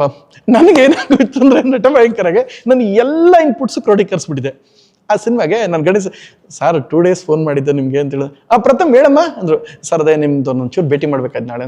ಒಂದು 11 ಗಂಟೆ ಎಷ್ಟೊತ್ತಿಗೆ, 10:30 ನಾನು 11 ಗಂಟೆಗೆ ನಾಳೆ 11 ಅಂದರು. 11 o'clock ಬಸ್. ಓಕೆ 11 o'clock ಅಂದಾಗ ಸರಿ 11 o'clock ಮನೆಗೆ ಬಂದ್ಬಿಡು. ಅವ್ರು ಹೇಳಿದ್ದು ಮನೆಗೆ ಬಂದ್ಬಿಡು ಅಂತ. 11 o'clock ಅಂತ ಹೇಳಿದ್ರು. ಆ್ಯಂಡ್ ಆ ದಿನ ಸಂಡೇ ಇತ್ತು. ನಾನು ಆರಾಮಾಗೆ ನಮ್ಮ ಹುಡುಗ, ನಮ್ಮ ಆಫೀಸ್ ತುಕ್ಕಿ ನಮ್ಮ ಹುಡುಗಂತವಿತ್ತು. 10:50 ಆಯಿತು. 11 ಗಂಟೆಗೆ 2 ನಿಮಿಷ ಗಣೇಶ್ ಸರ್ ಫೋನು. ನಾನು ಎಲ್ಲಿದ್ದೆ, ರಾಜರಾಜೇಶ್ವರಿ ಆರ್ಚ್ ಹತ್ರ ಕಾರ್ ಹೋಗ್ತಾ ಇದೆ. ಗಣೇಶ್ ಸರ್ ಮನೆ ಕಡೆಗೆ ಹೋಗ್ತಾ ಇದ್ದೀವಿ. ಗಣೇಶ್ ಸರ್ ಎಲ್ಲಿದೆಯಾ ಪ್ರಥಮ್? ಬಸ್ ಬರ್ತಾ ಇದ್ದೀನಿ ಬಸ್, ಇಲ್ಲೇ ಒಂದು ಸಿಗ್ನಲ್, ಕರೆಕ್ಟಾಗಿ 5 to 6 minutes ಇರ್ತೀನಿ, 5 to 7 minutes ಇರ್ತೀನಿ ಅಂದೆ. ಓಕೆ 10:58 ಅಲ್ವಾ, 11:06 ಅಥವಾ 11:07 ಮತ್ತೆ ಫೋನು. 11:07ಕ್ಕೆ ಮತ್ತೆ ಫೋನು. ಎಲ್ಲಿದೆಯಾ? ಬಸ್ ಬಂದೆ ಬಸ್ ಜಸ್ಟ್. ಅದು ಏನಿಲ್ಲ, ನಮ್ಮ ಹುಡುಗ ಸಂಡೇ ಅಲ್ಲ, ಬಸ್ ಕೀ ತೊಗೊಂಬಂದಿರಲ್ಲ. ಆಫೀಸಲ್ಲಿ ಒಂದು ಡ್ರೈ ಫ್ರೂಟ್ಸ್ ಹೇಳಿದೆ, ತೊಗೊಂಬಂದು ಹಂಗೆ ಇಟ್ಟಿದ್ದ. ಆ ಕೀ ತೊಗೊಂಬಂದಿರಲ್ಲ, ಅದು ಎತ್ಕೊಂಬರಕ್ಕೆ ಲೇಟಾಗಿ. ಎಷ್ಟೊತ್ತಾಗತ್ತೆ ಇನ್ನು? ಇನ್ನೊಂದು 3 minutes 4 minutes. ಕರೆಕ್ಟಾಗಿ ಅವ್ರ ಮನೆ ಹತ್ರ ಬಂದೆ. ಮತ್ತೊಂದು ಫೋನ್ ಏನೋ ಬಂತು ನನಗೆ. ತಕ್ಷಣ ನಂಗೆ ಗಾಬರಿ ಆಗೋಯ್ತು. ನಿಲ್ಲಿಸ್ಬಿಟ್ಟು ಗೇಟ್ ತೊಗೊಂಡು ಮೇಲೆ ಎತ್ಕೊಂಡು 4th floor, ಅದು ಮೇಲ್ಗಡೆ ಫ್ಲೋರ್ಲಿ ಜಿಮ್ ಇದೆ ಗಣೇಶ್ ಸರ್ ಮನೇಲಿ. ಸೊ ಜಿಮ್ಗೆ ಅಂತ ಹೋದೆ. ನಾನೇನಂತ ಅಂದರೆ, ಅಟ್ಲೀಸ್ಟ್ ಭೇಟಿ ಮಾಡೋಕೆ ಹೋಗ್ತಾ ಇದ್ದೆ, ಬರಿಗೈಲಿ ಹೆಂಗೆ ಹೋಗೋದು ಅನ್ನೋ ಕಾರಣಕ್ಕೆ. ಸಂಡೇ ಆಫೀಸ್ಗೆ ಇರಲ್ಲ ಅನ್ನೋ ಕಾರಣಕ್ಕೆ ಹುಡುಗನಿಗೆ ಹೋಗಿದ್ದೆ ಎಲ್ಲ ಒಂದು ಕಡೆ. ಸೊ ಹಿಂಗೆ ತಗೊಂಡೋಗಿ ಹಿಂಗೆ ಕೊಡೋಣ ಅಂತ ಹೋಗ್ತೀನಿ. ಒಂದೇ ಮಾತು, ಪ್ರಥಮ್ ಫಸ್ಟು ಟೈಮನ್ನು ರೆಸ್ಪೆಕ್ಟ್ ಮಾಡು. ನೀನು ಟೈಮನ್ನು ರೆಸ್ಪೆಕ್ಟ್ ಮಾಡಿದ್ರೆ ಮಾತ್ರ, ಟೈಮ್ ಅಂದರೆ ಸ್ಯಾಟ್ರನ್ ಶನಿ, ನೀನು ಅದನ್ನು ಫಸ್ಟ್ ಗೌರವಿಸು. ಅವೆಲ್ಲ ಪಕ್ಕಕ್ಕಿಡು ಫಸ್ಟು. ನೀನು 11 ಗಂಟೆಗೆ 11 ಗಂಟೆಯಿಂದ 10:55 ಅಥವಾ 56 ಮಿನಿಮಮ್ ಇರಬೇಕಲ್ವ. ನೋಡಿ ಎಷ್ಟು 11:17. ನೀನು ಟೈಮಿಗೆ ಗೌರವಿಸ್ತಾರೆ. ಹೇಗೆ ಸಿನಿಮಾ ಮಾಡ್ತೀಯ ಅಂದರು. ನನಗೆ ಒಂದೇ ಸೆಕೆಂಡ್ ಕೈ ನಡ್ಗೋಯ್ತು. ನನಗೆ ಆ್ಯಕ್ಚುಲಿ 2 days ಹಿಂದೆ ಹೇಳಿದ್ರು ಯಾರೊಬ್ರು, ಗಣೇಶ್ ಹತ್ರ ಹೋಗ್ಬೇಕಾದ್ರೆ ಹುಷಾರು, ಟೈಮ್ ಅಂದರೆ ಡಿಸಿಪ್ಲಿನ್. ಅವ್ರ ವಿಚಾರದಲ್ಲಿ ಕರೆಕ್ಟಾಗಿ ಅಟ್ಲೀಸ್ಟ್ ಯಾವತ್ತೂ ಇದುವರೆಗೆ ಸೆಟ್ಟಾಗಿ ಲೇಟಾಗಿ ಹೋಗಿಲ್ಲ. ಏನಾದ್ರು ತುಂಬ ಎಮರ್ಜೆನ್ಸಿ ಕಾರಣ ಇದ್ರು ಅಟ್ಲೀಸ್ಟ್ ಅವರು ಪಂಕ್ಚುಯಾಲಿಟಿ ಫಾಲೋ ಅಪ್ ಮಾಡ್ತಾರೆ. ಅಮೀರ್ ಖಾನ್ ಹೆಂಗೋ ಹಂಗೆ ಮಾಡ್ತಾರೆ.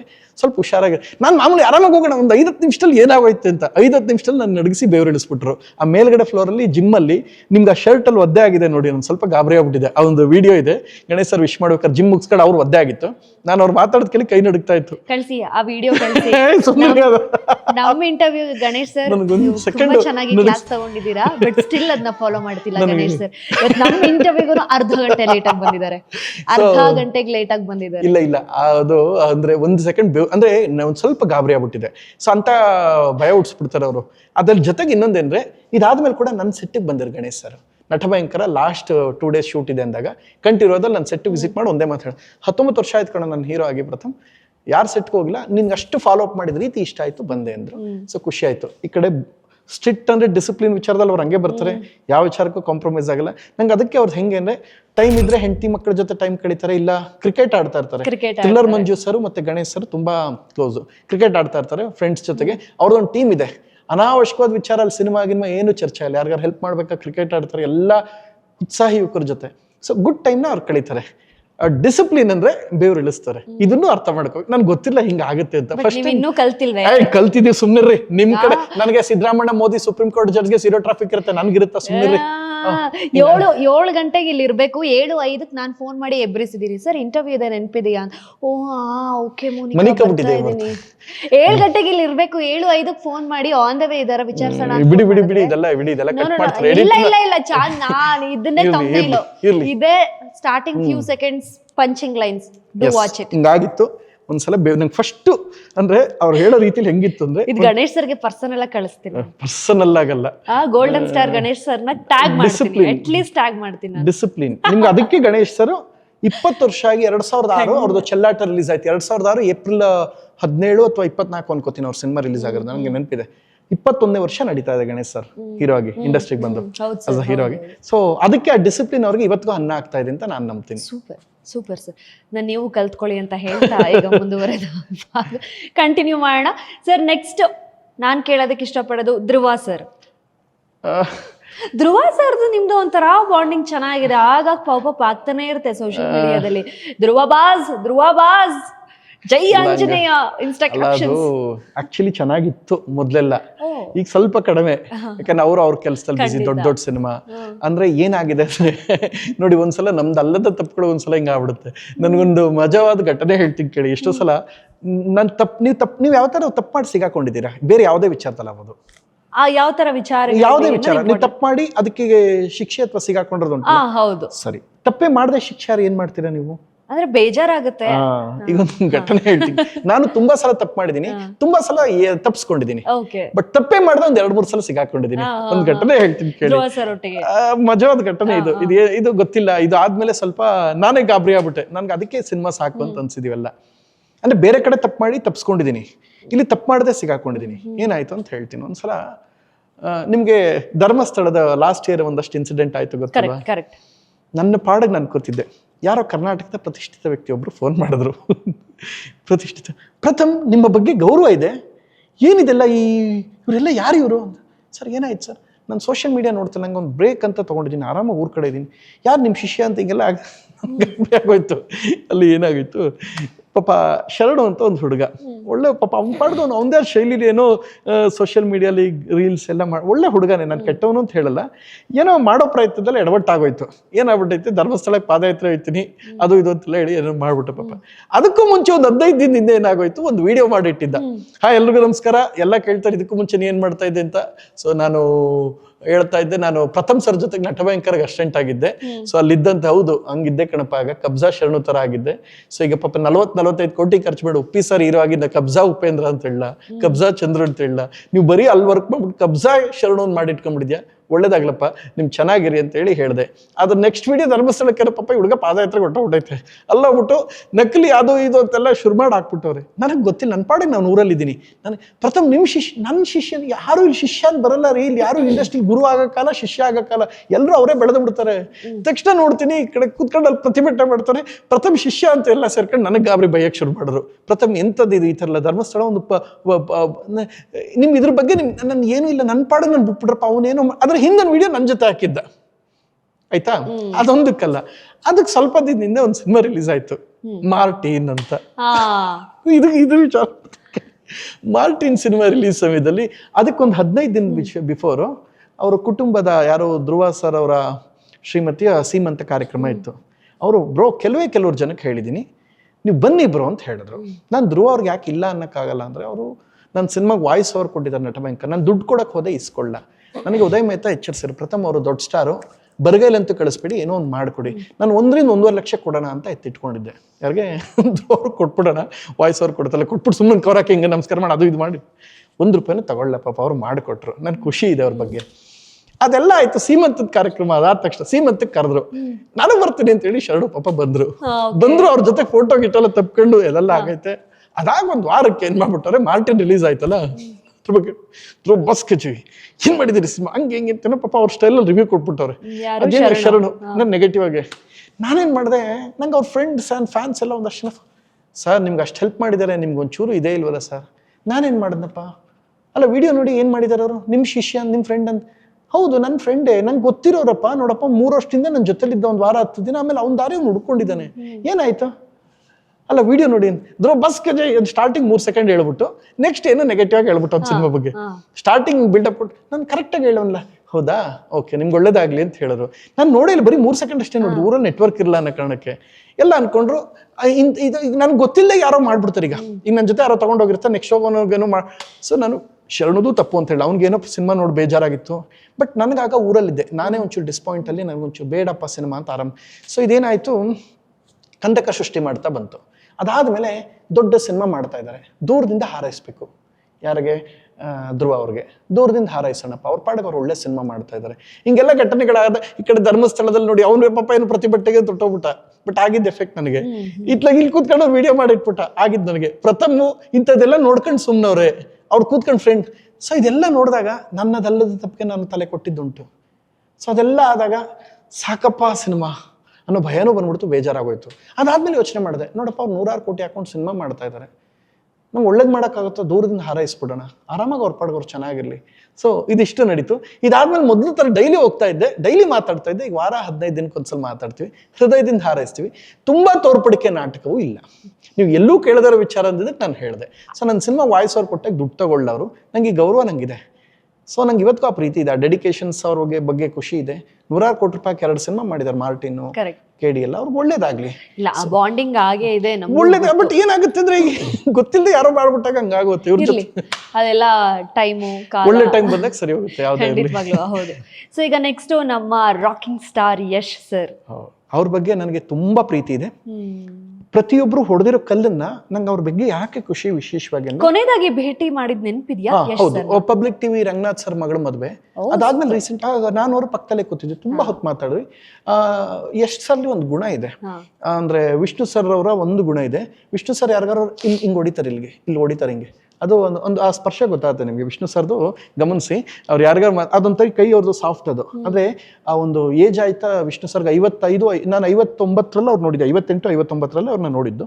ಅಂದ್ರೆ ಅವ್ರಿಗೆ ಏಜ್ 59 ಇದ್ದಾಗ, 59 ವರ್ಷಕ್ಕೆ ಅವ್ರು ತೀರ್ಕೊಂಡ್ರು. ಮೈಸೂರು ರೋಡಲ್ಲಿ ಇದಿದೆ. ಈಗ ಯಶ್ ಸರ್ ವಿಷಯ ಬರೋಕ್ಕೂ ಮುಂಚೆ ಒಂದು ಹೇಳ್ತೀನಿ, ವಿಷ್ಣು ಸರ್ಗೆ ಏನು ರಿಲೇಟೆಡ್ ಅಂತ. ಮೈಸೂರಲ್ಲಿ ಆಗ ಇನ್ನೂ ಇನೋವಾ ಮತ್ತು ಇನ್ನೂ ದೊಡ್ಡ ದೊಡ್ಡ ಕಾರ್ಗಳು, ಬೆಂಜು BMW ಆ ಮಟ್ಟಕ್ಕೆ ಇರಲಿಲ್ಲ. ವಿಷ್ಣು ಸರ್ ಮೈಸೂರಿಗೆ ಹೋಗೋರು, ಅಲ್ಲೊಂದು ಹೋಟೆಲ್ ಇದೆ, ಆ ಹೋಟೆಲ್ಲಿ ರೂಮ್ ಮಾಡೋರು. ಅದು ಹೆಸರು ನಂಗೆ ಸಡನ್ ಆಗಿ ಬಾಯ್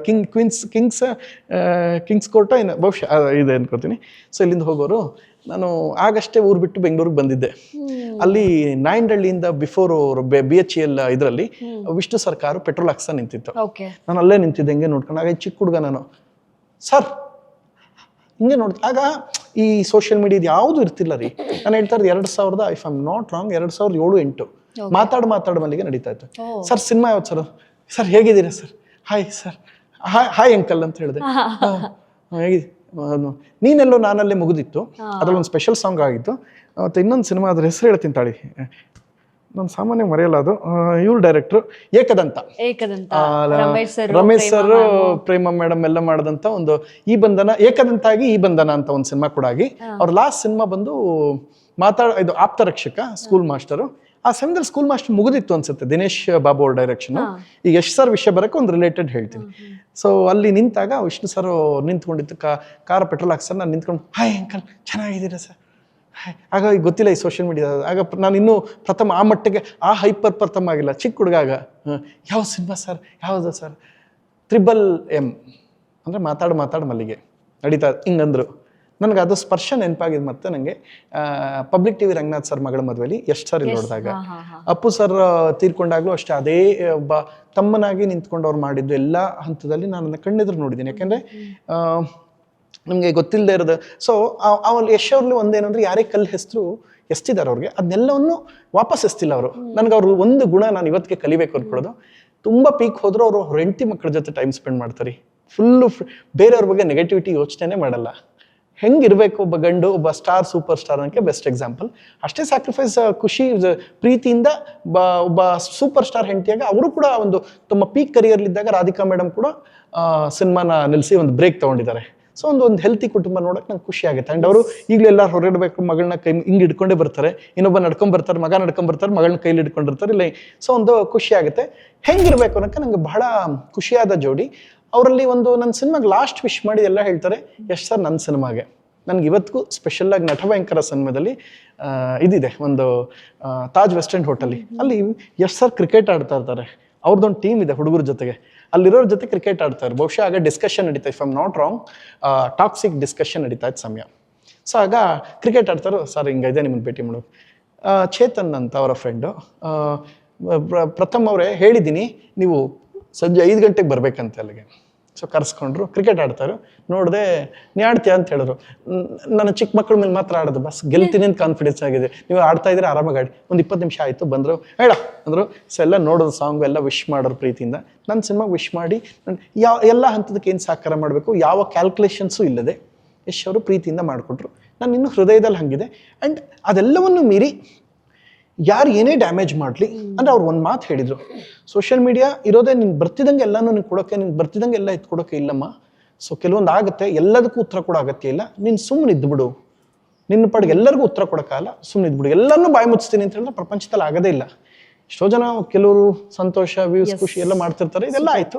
ಸೊ ನೀನು ಇದನ್ನ ಕಲ್ತ್ಕೋ ಇದನ್ನ ಅಂತ ಹೇಳಿದ್ರು. ಲಾಸ್ಟ್ ಇಯರ್ ನಂಗೆ ಒಂದು ಬ್ರೇಕ್, ಒಂದು ಕಿರಿಕಿರಿ ಆದ ಸಮಯದಲ್ಲಿ ಈ ವಿಡಿಯೋ ಸಖತ್ ವೈರಲ್ ಆಯ್ತು. ಎಲ್ಲದಕ್ಕೂ ಉತ್ತರ ಕೊಡಾಗತ್ತೆಲ್ಲ ಪ್ರಥಮ ಅಂತ ಯಶ್ ಸರ್ ಫ್ಯಾನ್ಸ್ ಪೇಜಲ್ಲಿ ಆ ವಿಡಿಯೋ ಹಾಕಿದ್ರು. ತುಂಬ ಒಂದು ಸಮಾಧಾನ ಆಯಿತು. ಇದೆಲ್ಲ ನೋಡಿ ನಾನೇ ಬ್ರೇಕ್ ತೊಗೊಂಡೆ. ಇವತ್ತಿಗೂ ನಂಗೆ ಅವ್ರ ಬಗ್ಗೆ ಖುಷಿ ಇದೆ. ಟಾಕ್ಸಿಕ್ ಗೆಲ್ಲಲಿ ಅಂತ ನಾನು ಹೃದಯದಿಂದ ಹಾರೈಸ್ತೀನಿ. I respect him a lot. So okay, ಕೊನೆಯ ಇಬ್ಬರು ಸೆಲೆಬ್ರಿಟೀಸ್ನ ಕೇಳಕ್ ಇಷ್ಟಪಡ್ತೀನಿ. ಅಪ್ಪು ಸರ್ ಅಂದ್ರೇನೆ ಅದೊಂಥರ ನೋಡಿ ಸ್ವೀಟ್ನೆಸ್. ನಾನು ಒಂದು ಹೇಳ್ತೀನಿ ಕೇಳಿ. ನನಗೆ ಅವರು ಬಹಳಷ್ಟು ಸಲ ಅವ್ರಿಗೆ ಕಾಲ್ ಮಾಡಿದ್ದುಂಟು, ಮಾತಾಡಿದ್ದು ಉಂಟು. ಯಾಕೆಂದರೆ ಸಿದ್ದರಾಮಣ್ಣ ಸರ್ ನಮ್ಮ ಸಿನಿಮಾ ನೋಡೋಕೆ ಬಂದಾಗ ನಾನು ನಿಮ್ಗೆ ಹೇಳಿದೆ, ಅಪ್ಪು ಸರು PRK ಅಂತ ಒಂದು ಆಡಿಯೋ ಸಂಸ್ಥೆ ಓಪನ್ ಮಾಡ್ರು. ಅಲ್ಲ, ನೂರಾರು ನೆನಪಿದೆ. ಒಂದು ಇಂಟ್ರೆಸ್ಟಿಂಗ್ ಹೇಳ್ತೀನಿ. ಸೊ ಅಂಜನಿ ಪುತ್ರ ಟಗರು 2 ಸಾಂಗನ್ನು ಆಡಿಯೋನ ಅಪ್ಪು ಸರ್ ತಗೊಂಡಿದ್ರು. ಅಂದರೆ ಅವ್ರದೇ ಆಡಿಯೋ ಲಾಂಚ್ PRK ಸಂಸ್ಥೆ. 3ನೇ ತಗೊಂಡಿದ್ದು ನನ್ನ ಸಿನಿಮಾ MLA. ಸೊ ತಗೊಂಡಾಗ ಹಿಂಗಿದೆ ಅಂದಾಗ, ಸಾರಿ ಸಿನಿಮಾ ನೋಡಕ್ ನೀವು ಮತ್ತೆ ಸಿದ್ದರಾಮಣ್ಣ ಸರ್ ಇಬ್ಬರು ಸೇರಿಸ್ಬಿಡ್ತಾ ಇದ್ರು. ಇಬ್ರು ಬೇರೆ ಬೇರೆ ಇದು ಕ್ಷೇತ್ರದ ದಿಗ್ಗಜರು. Siddaramanna for politics, Appu sir for cinema. So ಒಂದೇ ಕಡೆ ಸೇರಿಸೋಣ ಅಂತ ಲೆಕ್ಕಾಚಾರ ಹಾಕಿದೆ. ಎಲ್ಲ ಆಗಿತ್ತು, ಬರೋಣ ಅಂತಿದ್ರೆ ಕಡೆಗಳಿಗೆ ಅಪ್ಪು ಸರ್ಗೆ ಆಗದೋಯ್ತು. ಸಿದ್ದರಾಮಣ್ಣ ಬಂದು ಸಿನಿಮಾ ನೋಡಿದ್ರು. ಆಗ ನೋಡಿದಾಗ ಒಂದು ಇಂಟ್ರೆಸ್ಟಿಂಗ್ ಘಟನೆ. ಫಿಲ್ಮ್ ಮುಗಿಸ್ಕೊಂಡು ಹೊರಗಡೆ ನೋಡ್ತಾ ಇದ್ರು. ಆಗ ಲಿಫ್ಟಲ್ಲಿ ಇದ್ದಾಗ ಅಪ್ಪು ಸರ್ಗೆ ಫೋನ್ ಮಾಡಿದೆ. 3 ಸಲ ಮಾಡಿದೆ, ಎತ್ತಿರಲ್ಲ. ಅವರೇ ಮಾಡಿದ್ರು, ಓ ಹೇಳಪ್ಪ ನೋಡಿದ್ರ ನಿಮ್ಮ ಸಿದ್ದರಾಮಣ್ಣ ಸರ್ ನೋಡೋದೇನು ಪಕ್ಕದಲ್ಲಿ ಸಿದ್ದರಾಮಣ್ಣ ಕೇಳಿಸ್ಕೊತಾರ ನಿಮ್ಮ ಮಾತು, ಇಲ್ಲೇ ಅದ್ರ ಕೊಡ್ತೀನಿ ಸರ್ ಅಂತ ಕೊಟ್ಬಿಟ್ಟೆ ಅಂತ ಹೇಳಿದ್ರು. ಪುನೀತ್ ರಾಜ್ಕುಮಾರ್ ಅವರೇ ಹೇಗಿದ್ದೀರಿ, ಬಹಳ ಖುಷಿ ಆಯ್ತು. ನಿಮ್ಮ ತಂದೆ ವಿದ್ಯಾರ್ಥಿ ದಿವಸ ನಿಮ್ಮ ತಂದೆ ಸಿನಿಮಾ ನೋಡ್ಕೊಂಡ್ ಬಂದಿದ್ದೀನಿ, ನಿಮ್ಗೆ ಒಳ್ಳೇದಾಗ್ಲಿ. ನಿಮ್ಮ ತಾಯಿ ಬಹಳ ಒಳ್ಳೆ ನಿರ್ಮಾಪಕರು ಕೂಡ. Thank you sir, thank you. ನೀವು ರಾಜ್ಕುಮಾರ ಸಿನಿಮಾಗೆ ಕರೆಯೋಕ್ಕೆ ನಮ್ಮ ಮನೆಗೆ ಬಂದಿದ್ರಿ, ನಂಗೆ ನೆನಪಿದೆ ಅಂಡ್ ಖುಷಿ ಪಟ್ಟೆ. ನಿಮ್ಮ ಸಿನಿಮಾ ಆದ್ಮೇಲೆ ಫುಲ್ ಖುಷಿ ಇದ್ದ, ಫುಲ್ ನೋಡಿದ್ದೆ ನಮ್ಮ ಸಿನಿಮಾನೇ ಬಾಸ್ ಅಂತ ನಾನು ಹೇಳಿದೆ. ಎಲ್ಲ ಆಯ್ತು. ಅದಾದ್ಮೇಲೆ ನೀವು ಕೂಡ ಒಳ್ಳೆ ಆಡಿಯೋ ಇದೆಲ್ಲ ಓಪನ್ ಮಾಡಿದ್ದೀರಿ, ವಿಡಿಯೋ ಎಲ್ಲ ತಗೊಂಡು ಇದು ಮಾಡ್ತಾ ಇದ್ದೀರಿ. ಸರ್ ವಿಡಿಯೋ ಅಲ್ಲ, ಅದು ಆಡಿಯೋ PRK ಸಂಸ್ಥೆ, ಆಡಿಯೋ ಸಂಸ್ಥೆ. ಆಡಿಯೋ ವಿಡಿಯೋ ಎಲ್ಲ ತಗೊಂಡು ಮಾಡಿದಿರಿ, ಒಳ್ಳೊಳ್ಳೆ ಸಿನಿಮಾಸು ಇದೆಲ್ಲ ಮಾಡಿ ಅಂದ್ರೆ. ಅವತ್ತಾಗೋದಕ್ಕೂ ಕೋಇನ್ಸಿಡೆನ್ಸ್ ಏನು, ಅವರು ಬಾಯಿ ಮಾತಲ್ಲಿ ಸಿದ್ದರಾಮಣ್ಣ ಫ್ರೀಯಾಗಿ ಸುಮ್ಮನೆ ಒಂದು ಫ್ಲೋಲ್ ಹೇಳಿದ್ರು. ಅದಾಗ ಸ್ವಲ್ಪ ದಿನಕ್ಕೆ PRK ಆಡಿಯೋ ಸಂಸ್ಥೆಯಿಂದ ಸಿನಿಮಾಸ್ ಬರಕ್ ಶುರುವಾಯ್ತು. ಅವತ್ತು ಸುಮ್ಮನೆ ಅವ್ರು ಫ್ಲೋಲ್ ತಮಾಷೆಗೆ ಹೇಳಿದ್ರು.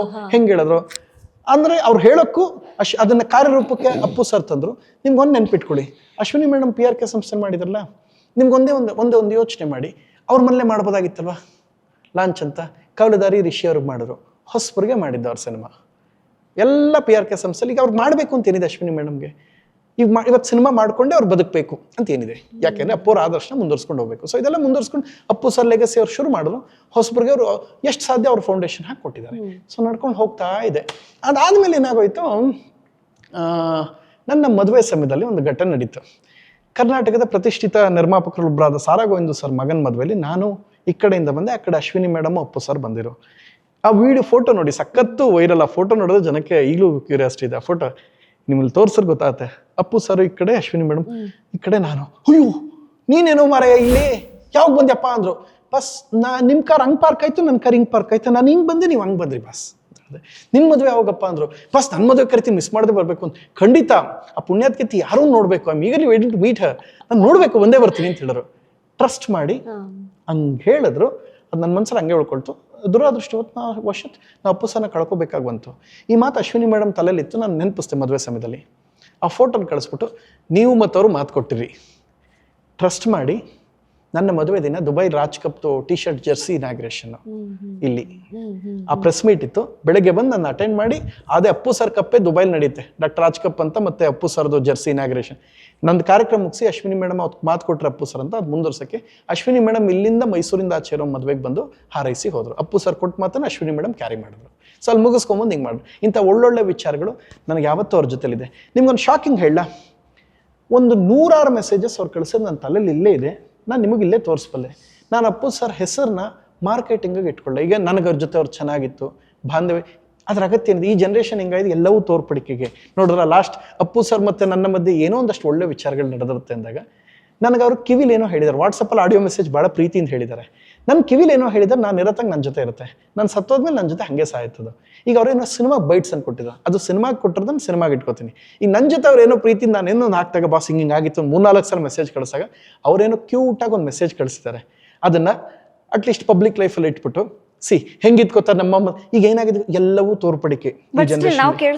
ಇಲ್ಲ ಆಗಲ್ಲ, ಇಲ್ಲಿ ಕ್ಯಾಮ್ರಾ ಮುಂದೆ ಖಂಡಿತ ನಾನು ತೋರಿಸಲ್ಲ. ಕ್ಯಾಮ್ರಾ ಆಫ್ ಆದ್ಮೇಲೆ ನಾನು ತೋರಿಸ್ತೀನಿ. ಯಾಕೆಂದ್ರೆ ಅದು ನನಗೆ ಅವ್ರೇನೋ ಕ್ಯೂ ಮಾತು ಹೇಳಿದಾರೆ, ನನ್ನಲ್ಲಿ ಇರುತ್ರಿ ಅದು. ನಾನು ಇರತ್ತಂಗೆ ನನ್ನ ಜೊತೆ ಇರ್ತೀನಿ. ಈಗ ಅದನ್ನ ಮಾರ್ಕೆಟಿಂಗ್ ಬಳಸಬಾರದು, ಅದು ಪ್ರೀತಿಯಿಂದ, ಅದು ಅವ್ರ ದೊಡ್ಡತನ. ಈ ಜನರೇಷನ್ ಎಲ್ಲವೂ ತೋರ್ಪಡಿಕೆ ಆಗಿದೆಯಲ್ಲ, ಅದಕ್ಕೆ ನಾನು ಯಾಕೆ ನಿಂತ್ಕೊಳ್ಳಿ? ಸೊ ಅವ್ನು ಅಂತರ ಕಾಪಾಡ್ಕೊಂಡಿದ್ದೀನಿ. ಓಕೆ ಸರ್, ಒಂದು ಸಿಲಿ ಕ್ವೆಶನ್ ಒಂದೊಂದು ಲೈನಲ್ಲಿ ಆನ್ಸರ್ ಮಾಡಬೇಕು. ಒಂದೇ ಲೈನಲ್ಲಿ ನಾನು ಪ್ರಥಮ್ ಸರ್ನ ಒಂದ್ ಲೈನಲ್ಲಿ ಆನ್ಸರ್ ಅಲ್ಲಿ ನೋಡ್ಬೇಕು, ನಾನು ಕೇಳಿಸ್ಕೋಬೇಕು ಒಂದ್ ಲೈನ್ ಆನ್ಸರ್ ಹೆಂಗ್ ಮಾಡ್ತಾರಂತ. ಸೊ ನಿಮ್ಮ ಲಾಸ್ಟ್ ಗೂಗಲ್ ಅಲ್ಲಿ ಏನ್ ಸರ್ಚ್ ಮಾಡಿದೀರಾ? ತೆಗೆದು ನೋಡಿ ಬೇಗ ಹೇಳ್ಬೇಕು.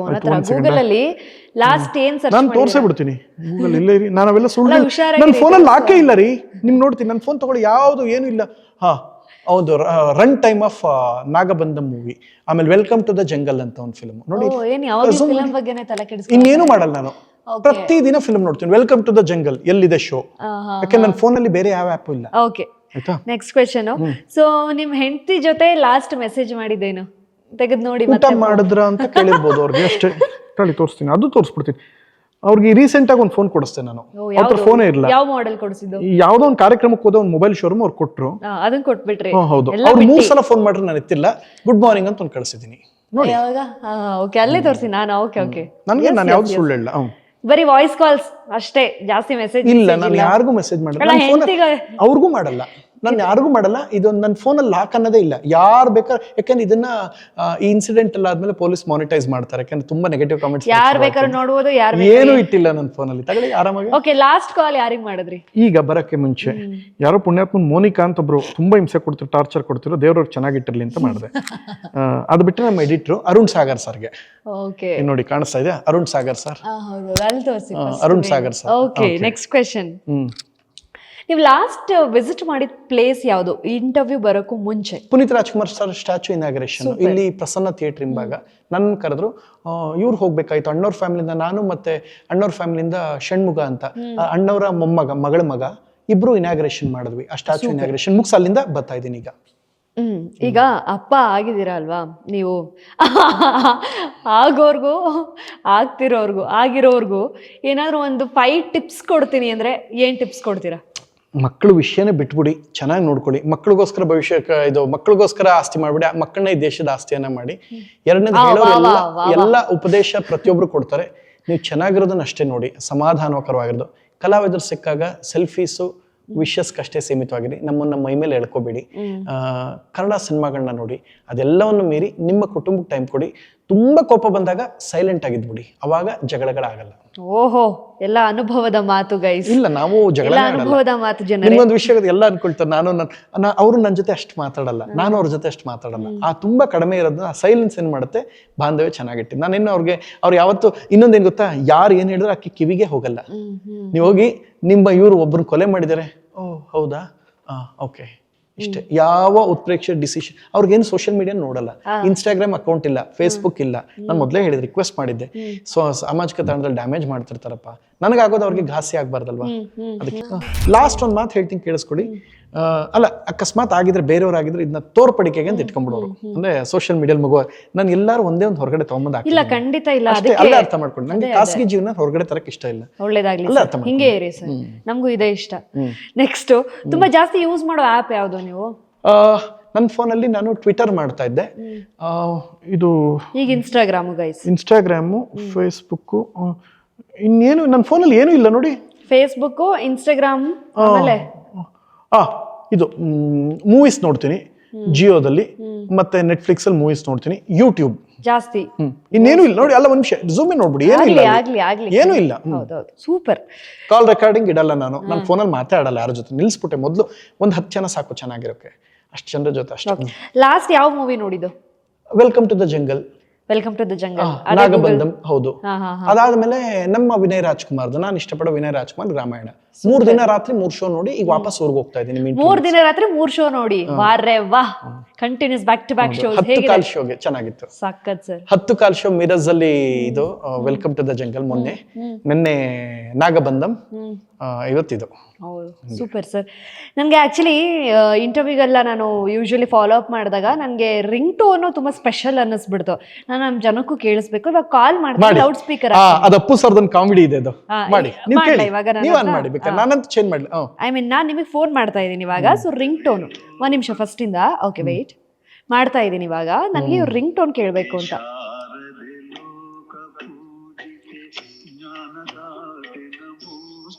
ಆಹಾ ಆಹಾ ಚಾನ್ಸೇ ಇಲ್ಲ.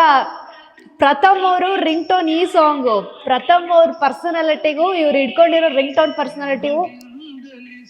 ಇರಿ, ಅಪ್ಪು ಸರ್ದು ಏನಾಯ್ತು ಅಂದ್ರೆ, ನಮ್ದು ಈ ಸಾಂಗ್ ನನ್ನ 10-11 ವರ್ಷದಿಂದ ಇದೇ ಕಾಲರ್ ಟೋನ್ ನಂದಿರೋದು. ನಾನು ಬಿಗ್ ಬಾಸ್ ಹೋಗಕ್ಕೂ ಮುಂಚೆಯಿಂದ ಇದೇ ಟೋನು.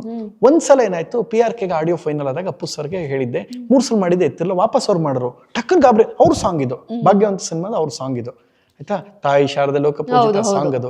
ಕೇಳಿ ಗಾಬ್ರಿ ಅದು, ನಾನು ಟಕ್ಕನ್ ರಿಸೀವ್ ಬಸ್ ಇಳಿ ಬಸ್ ಅಂತ ಹೇಳಿದೆ. ಅದಕ್ಕೆ ನನ್ನ ಸಾಂಗ್ ಏನದು ಅಂದ್ರೆ, ನಾನು ಯಾವಾಗಿಂದನೂ ಅದೇ. ಹೌದಾ, ಇನ್ನೊಂದ್ಸಲ ಕೇಳ ಅಂತಿದ್ದೆ, ನೀನ್ ಕೆಟ್ಬಿಡ್ಬಿಡ್. ಹೌದಾ ಸರ್, ಯಾವತ್ತಿಗೂ ನನ್ನ ಸಿನಿಮಾ ನೀವು PRK ತಗೊಂಡಿದ್ದಿಲ್ಲ, ಆಗ್ಲೂ ಸಹಿತ ಇದೇ ಇರುತ್ತೆ, ಚೇಂಜ್ ಆಗಲ್ಲ. ನೀವು PRK ತಗೊಂಡ್ರಿ ಏನ್ ಮಾತ್ರಕ್ಕೆ ನನ್ನ ಸಿನಿಮಾ ಸಾಂಗ್ ಹಾಕೊಳ್ಳಲ್ಲ, ನಿಮ್ ಸಿನಿಮಾ ಸಾಂಗೇ ಇರುತ್ತೆ ಅಂತ ಹೇಳಿದೆ. ಯಾವನು ನೀನು? ಇದಿಷ್ಟು ನಡೆದ ಸಂಭಾಷಣೆ ಜೊತೆಗೆ ಒಂದಷ್ಟು ಕ್ವೆಶನ್ಸ್ಗೆ ಆನ್ಸರ್ ಮಾಡಿದಾಯ್ತು. Thank you sir. Sir, over all interview ಸಿಕ್ಕಾಪಟ್ಟೆ ಖುಷಿಯಾಗಿತ್ತು ಅಂಡ್ ತುಂಬಾ ಬೇರೆ ಬೇರೆ ಎಲ್ಲ ಟಾಪಿಕ್ಸ್ನು ಕವರ್ ಮಾಡಿದ್ವಿ. ನಿಮಗೂ ಖುಷಿ ಆಯ್ತು ಅಂತ ಅನ್ಕೊಳ್ತೀನಿ. ಹೆಂಗ ಅನ್ನಿಸ್ತು over all interview sir? Nice. ನಿಮ್ಗೆ 2 ವಿಷಯ ಅದಕ್ಕೆ, ಮೊದಲನೇದು ಖುಷಿ ಆಯ್ತು, ಇನ್ನೊಂದಷ್ಟು ಇದೇ ತರ ಯುನೀಕ್ ಆಗಿರೋ ಇಂಟರ್ವ್ಯೂಸ್ ಮಾಡ್ತಾರೆ, ಜನಕ್ಕೆ ಹತ್ರ ಆಗಿ. Thank you so much sir, thank you. So ನೋಡಿದ್ರಲ್ಲ, ಪ್ರಥಮ್ ಅವ್ರು ನಾವು ಮತ್ತೊಮ್ಮೆ ಇಂಟರ್ವ್ಯೂನಲ್ಲಿ ಕೂರಿಸಿ ಎಷ್ಟೋ ವಿಚಾರಗಳನ್ನ ಮಾತಾಡಿದ್ವಿ. ಸೊ ನಿಮಗೆ ಯಾವ ವಿಚಾರ ಇಷ್ಟ ಆಯಿತು? ಸೊ ನನಗೆ ತುಂಬ ಇಷ್ಟ ಆಗಿದೆ ಯಾವುದು ಅಂತ ಅಂದರೆ, ತಂದೆ ಆಗಿರೋ ವಿಚಾರ ನಂಗೆ ತುಂಬ ಇಷ್ಟ ಆಯಿತು. ಸೊ ನಿಮ್ಗೆ ಯಾವ ವಿಚಾರ ಇಷ್ಟ ಆಯಿತು ಅಂತ ಕಾಮೆಂಟ್ ಮಾಡಿ. And thank you so much for watching. So ಮತ್ತೆ ಸಿಗ್ತಾ ಇರೋಣ, ನೆಕ್ಸ್ಟ್ ಎಪಿಸೋಡಿಗೆ ಸಿಗೋಣ. ಅಂಟಿಲ್ ದೆನ್ ಟೇಕ್ ಕೇರ್, ಬಾಯ್.